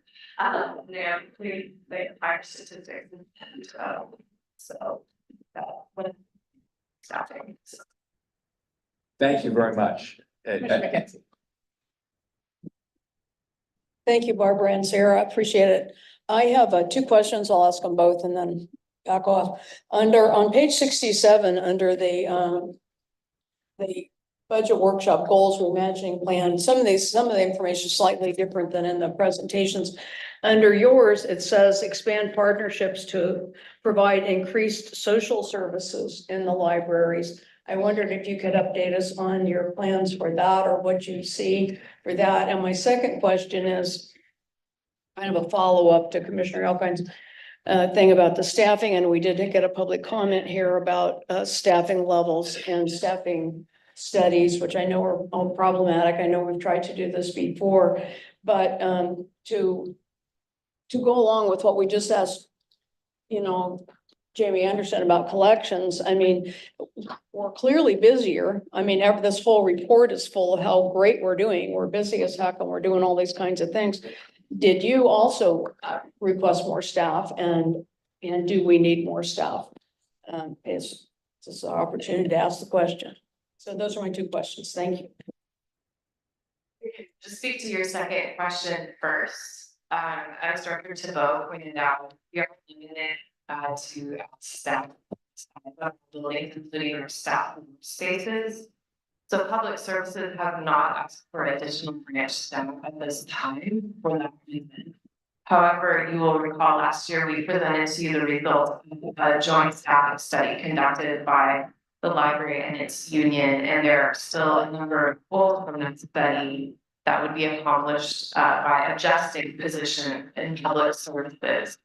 Those goals have ongoing costs, so you will not see them in your balanced budget proposal today, but those are still goals for our department that we hope to see funded in future years. And I'll also remind you that we did add additional positions when we opened on Sundays for the Measure Y, and that was 20 additional positions that we added exclusively to public services.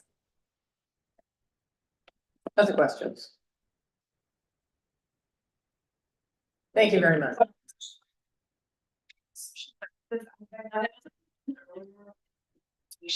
We provided training for our staff.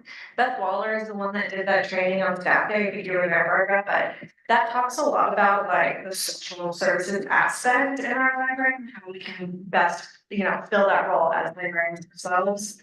As you'll see in our presentation that is going to be coming up about safety, we're also utilizing our in-response and safe and our local service teams in the county. So if there are things happening in our library that are safety issues, but really could be more informed by a social worker, somebody that could come in for services that specific area of effort, we ask that our staff call them on our own like staff page. We have all the numbers available for staff and reinforcing all of the trauma-informed training that we have given for staff over this past year and that we continue to work about. I guess what puzzled me, so that's the partnerships that we're talking about that. Coming in and applying for welfare in the libraries or something like that. Or social services. We're talking about using existing community resources and contacting them when we need them.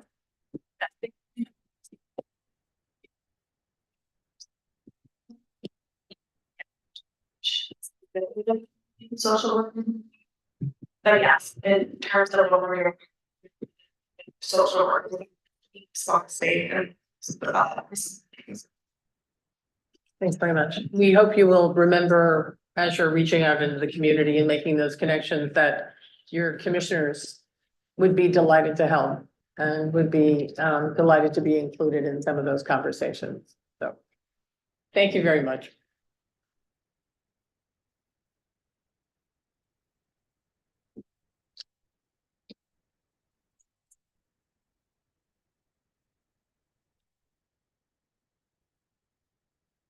I just want to thank everyone for all the tremendous number of hours and my last minute asks. So this was definitely a team approach for the library, and I'm always grateful for each and one of the persons that contributed is a great partner. So this is definitely a big positive moment for me. So I just want to thank everyone, in particular Ray, last minute, multiple times making it to live and whatnot. So thank you. I did want to just still answer questions that you may have, but before we go there, I wanted to outline the next steps. So there are a few open questions that for requests for information and that we did not have responses to today during the budget workshop. So we take some time to prepare those responses and provide them to the commission through the agenda process at your regular meeting on May 1st. The other is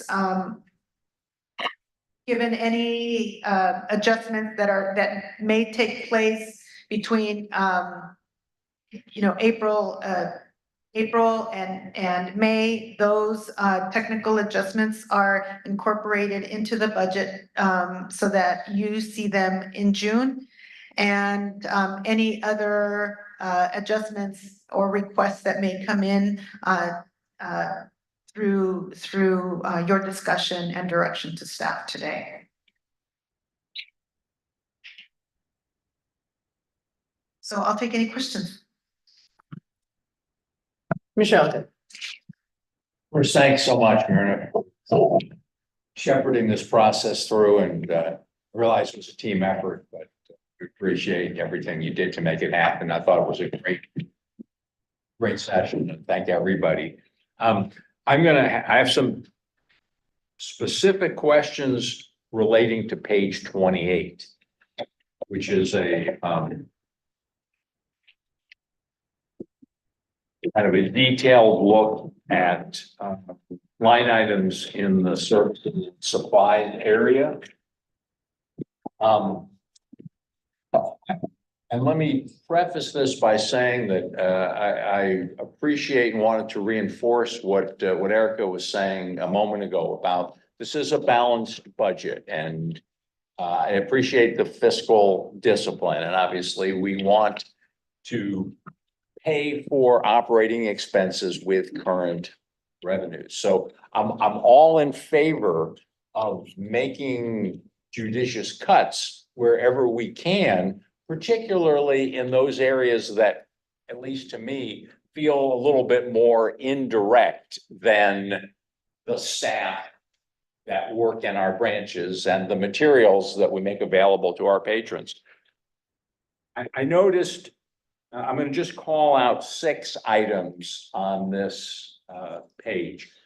And sorry to be kind of nitpicky here, but I'm going to do this in order by number. 51031 waste disposal services, 51071 maintenance, building and improvement, 51072 landscaping services, 51074 maintenance, parks and grounds, 52042 janitorial supplies, 52043 safety supplies. I'll be happy to repeat those. The point was, so I had 51031, 51071, 072 and 074, 52042 and 52043.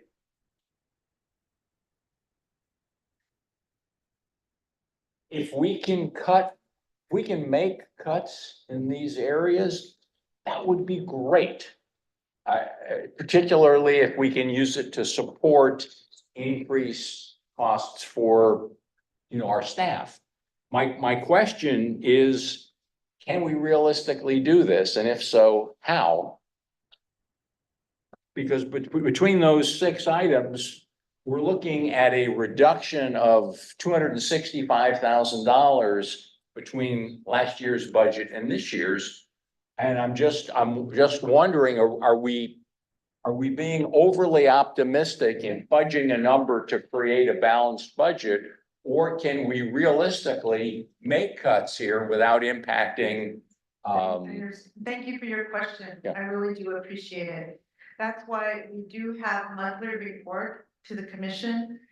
And one of the things, since I've been on board, and one of the things that I noticed when I first arrived over 2 years ago, is that there is major savings in services and supplies, meaning there's underspending. Therefore, one of the things that I've been working on is to write this budget and look at those line items that have too much and therefore, or we're underspending, basically over budgeted in those line items. And those items that you described, specifically the ones that have a lot of savings when at the end of the year, the actual are much lower than the budgeted figures. And we are getting closer to truing up the budget without making any changes to budgets. And to be fair, I'd like to say that the facilities manager, Dave Toshiba, has been extremely cooperative in reducing, not only in particular in the current year, fiscal year 23-24, in this development process, reducing those line items without reducing service, so that we did have savings that could reallocate from the system. So it's been a multi-year process to get to a budget that reflects true cost or activity. And that's where we are in 24-25. These figures are in line with our and what our expectations are. If there, again, we have a mid-year review, and at that time, we look at actual and we project out as to how we believe the line item will need the end of June. And if we need to make adjustments, we do, which we did in fiscal year 24, a month ago, where we did add certain line items. So that's the exercise, and that's why you do see reductions here. Those were line items we were on a lower budget, I would say. And I'd also like to add that some of these areas, during the pandemic, in the real heart of the pandemic, we were spending a lot more money on PPE and cleaning supplies. That is no longer an expense that we need to continue to pay. So that accounts for some of the reductions as well. Guys, that's all great news, and I really appreciate it. Just as a comment, when we went through the rebudgeting process recently, I know we did increase some line items, but I don't recall that we actually, trimmed any in anticipation. So what I'm hearing you say is, when it comes to year end, the amount of money that we will have actually spent in these categories is going to be below what we budgeted and much more in line with what you're requesting for the next year's budget. Would that be fair to say? That's the expectation. Yeah. Instead of reducing during the year, I like to make the correction during the budget process. That's great. No, this is all great news. I really appreciate it. And I know it's a process over time and coming out of the pandemic too. Yeah.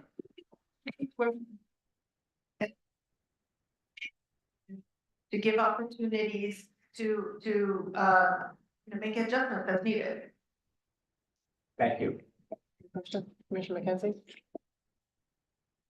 Yes, thank you. I understand what you're saying and appreciate that. I feel like we're all on the same page and up until we got to the question about collections and collections need more money.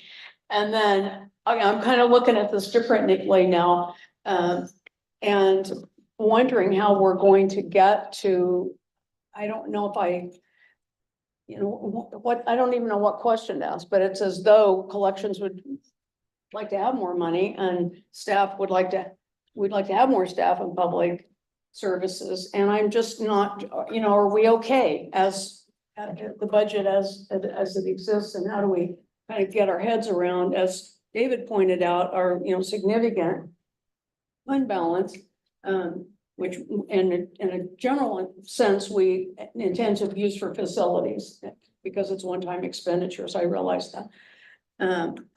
But I don't know. I don't feel quite satisfied now because we kind of cracked the egg open and see these places where there are actually some more needs. We have a very respectable collections budget compared to librarians around the state of California. Commissioner Hauser. Earlier, Andy asked some questions about the sales tax. And Verna gave a very straightforward answer to that. Yes, that possibly we could have it less, but I'm fairly optimistic about what this is coming in. So I think we have to listen to, there's give and take in this process we've got. And it's very difficult for me to pick out some number here that I can say it has to change and it's going to be a good positive. Commissioner August, did you put your hand up? I did. I think maybe just to respond to Barbara, I think that's just the normal part of the budgeting process that we don't see because this is what staff do. I mean, I know that when we go through budgeting at SRJC, I mean, I put in the sun, the moon, and the stars. Can I get an extra person? Can I get another $100,000? Can I get all these things? And then I get $3,000 because that's what they got. But as a staff, that's my job, is to advocate for my area, to put in the request of I don't want to say pie in the sky, but the hopeful view of all the things I could accomplish if I was given more funding. And then it is the responsibility of the administration to determine where there's additional funding and then what the priority is of the organization based on the goals of the reimagining plan. So I think we got a little sneak peek of what happens behind the scenes today, but that doesn't mean that it isn't a sound fiscal process that Myrna and team go through. And I also think that the reserves, not only are we looking at the next fiscal year, but we're also having to be conscious of what might happen in the next 5 to 10 years. And truly, those reserves are not things that we want to just kind of sprinkle around the budget just because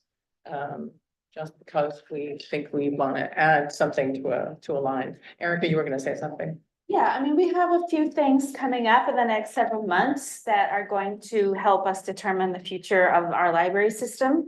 But we also have a process for reevaluating our expenditures, and that's our mid-year budget review. We don't currently have a policy for what to do when our revenues come in at higher than projected. That is something that CFO Lopez has talked about. There are, solutions that we could come up with to address some of these things in a policy that would inform how we make these kinds of decisions. Whether that is, additional funding goes to our fund balance to replenish our capital improvement plan, whether funding goes into a pot for collections. I mean, there are many different approaches that we could take to this problem. And I think that having that policy in place would really benefit us as an organization. Well, I would like to add also is that I started my presentation by saying this was a balanced budget. And the key word is balance, which means you balance a lot of things. And we still have limited resources. And the director made her best recommendation before you, given the following items. It is true that we're very close to maybe falling short on our revenues in the current year. And that is a domino effect. How would that impact next fiscal year? So I'm always working and and I'm inviting you to think in multiple fiscal years. So whatever happens in our current fiscal year will impact us next fiscal year. So that's one piece of the equation. So yes, I still feel confident that we'll meet our target. Is there a possibility that we fall short in the current year? Yes, there is. But I feel that we can, we will overcome that difference if there is any. The budget is built that way. Our financial position gives us that flexibility, and we are a nimble organization. The other is pending labor negotiations. It is a factor in your discussed in the memo. And so we do not know exactly how those are going to work out. So that's an outstanding cost. The other is the renewal of the sales tax. So if we increase our ongoing costs today for next year, then we'll have to, and we face some dramatic revenue shortfall or reduction. That means we'll overall have to reduce as well. So these are very important items that are balanced. We all balance them as we go, and we monitor and look at the data to make sure that we're making informed decisions. Michelle. Just to add on to that, Eric, I appreciate what you said as well. I feel like as commissioners, our primary responsibility is to oversee the financial security, stability, and future of the library. And I think we do that in two ways. And the first is that we look at each year as a current year. But the second is that we also try to put into place policies that will provide us with greater stability and security going forward. So the fact that we're looking at a balanced budget, I significantly support. The fact that we're increasing the stabilization fund from 15% to 20%, I significantly support. We've touched on some other areas that I think do present opportunities for additional policies. For example, we talked about some of the funds that have been set aside for IT and vehicles and maintenance. And should we be funding those on an annual basis? That's a reasonable discussion for us to have. We haven't touched on the pension plan yet and looking at closing the gap with any unfunded liabilities, but that's another area. Those are both in that future category. But in terms of fulfilling our responsibility, I think that assuring that we have a balanced budget for the year going forward is the first and most important thing. So I want to thank the team for presenting us with that today. Now, I just want to say, we, at the last commission meeting, we talked a little bit about the Joint Powers Agreement review, the JPA review, because the 10 years are coming up. And Paul and I are the only two who have been on the commission for the entire 10 years of this JPA. And I want to commend everyone who's done anything in our library system for the last 10 years, because we have made leaps and bounds. And add perspective to all the comments that have been made today and what our CFO and our director are saying, that just to be here and have a document like this, to have so many policies in place, OPEB policy, calculation of how we expend the tax measures, these policies are fundamental and so important, and they just weren't there. I was thinking this morning, I've been through 5 directors just in the time of this JPA, many staff, huge numbers of staff are new. It's great to see, Mike and Kathy and Jamie, of course, are, been here before I was, but so many new people have added their energies and their ideas. And it's just a very, very impressive thing. And I don't want to have my last remarks be negative, because we just have come so far. It is really, really an impressive organization in how it's being run and the progress that has been made. And I thank you all. And we've gone through a pandemic and, and natural disasters and still standing and in better than ever. So thank you all. Appreciate it. Thank you, Commissioner McCain. Commissioner Green. I just want to thank Mirna and everyone who's put this together. I find this workshop so valuable beyond the budget, just in learning about all the different departments and what you do and how it comes down to us as the library patrons. So thank you all so much.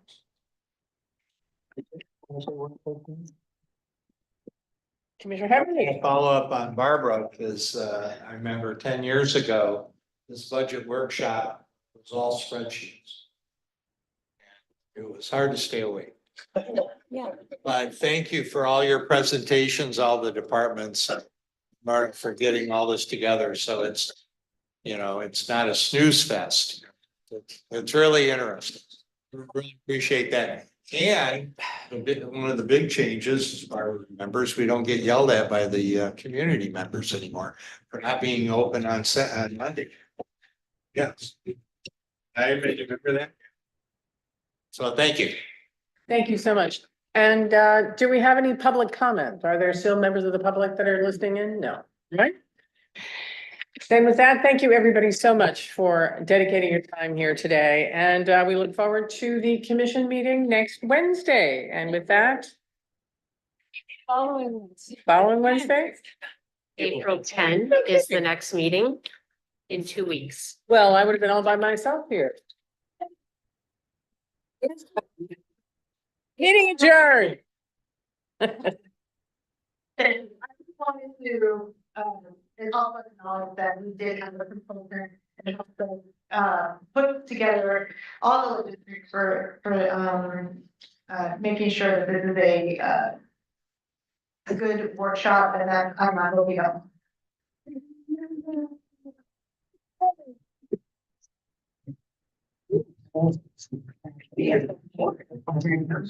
We are adjourned. I already said that. Yeah.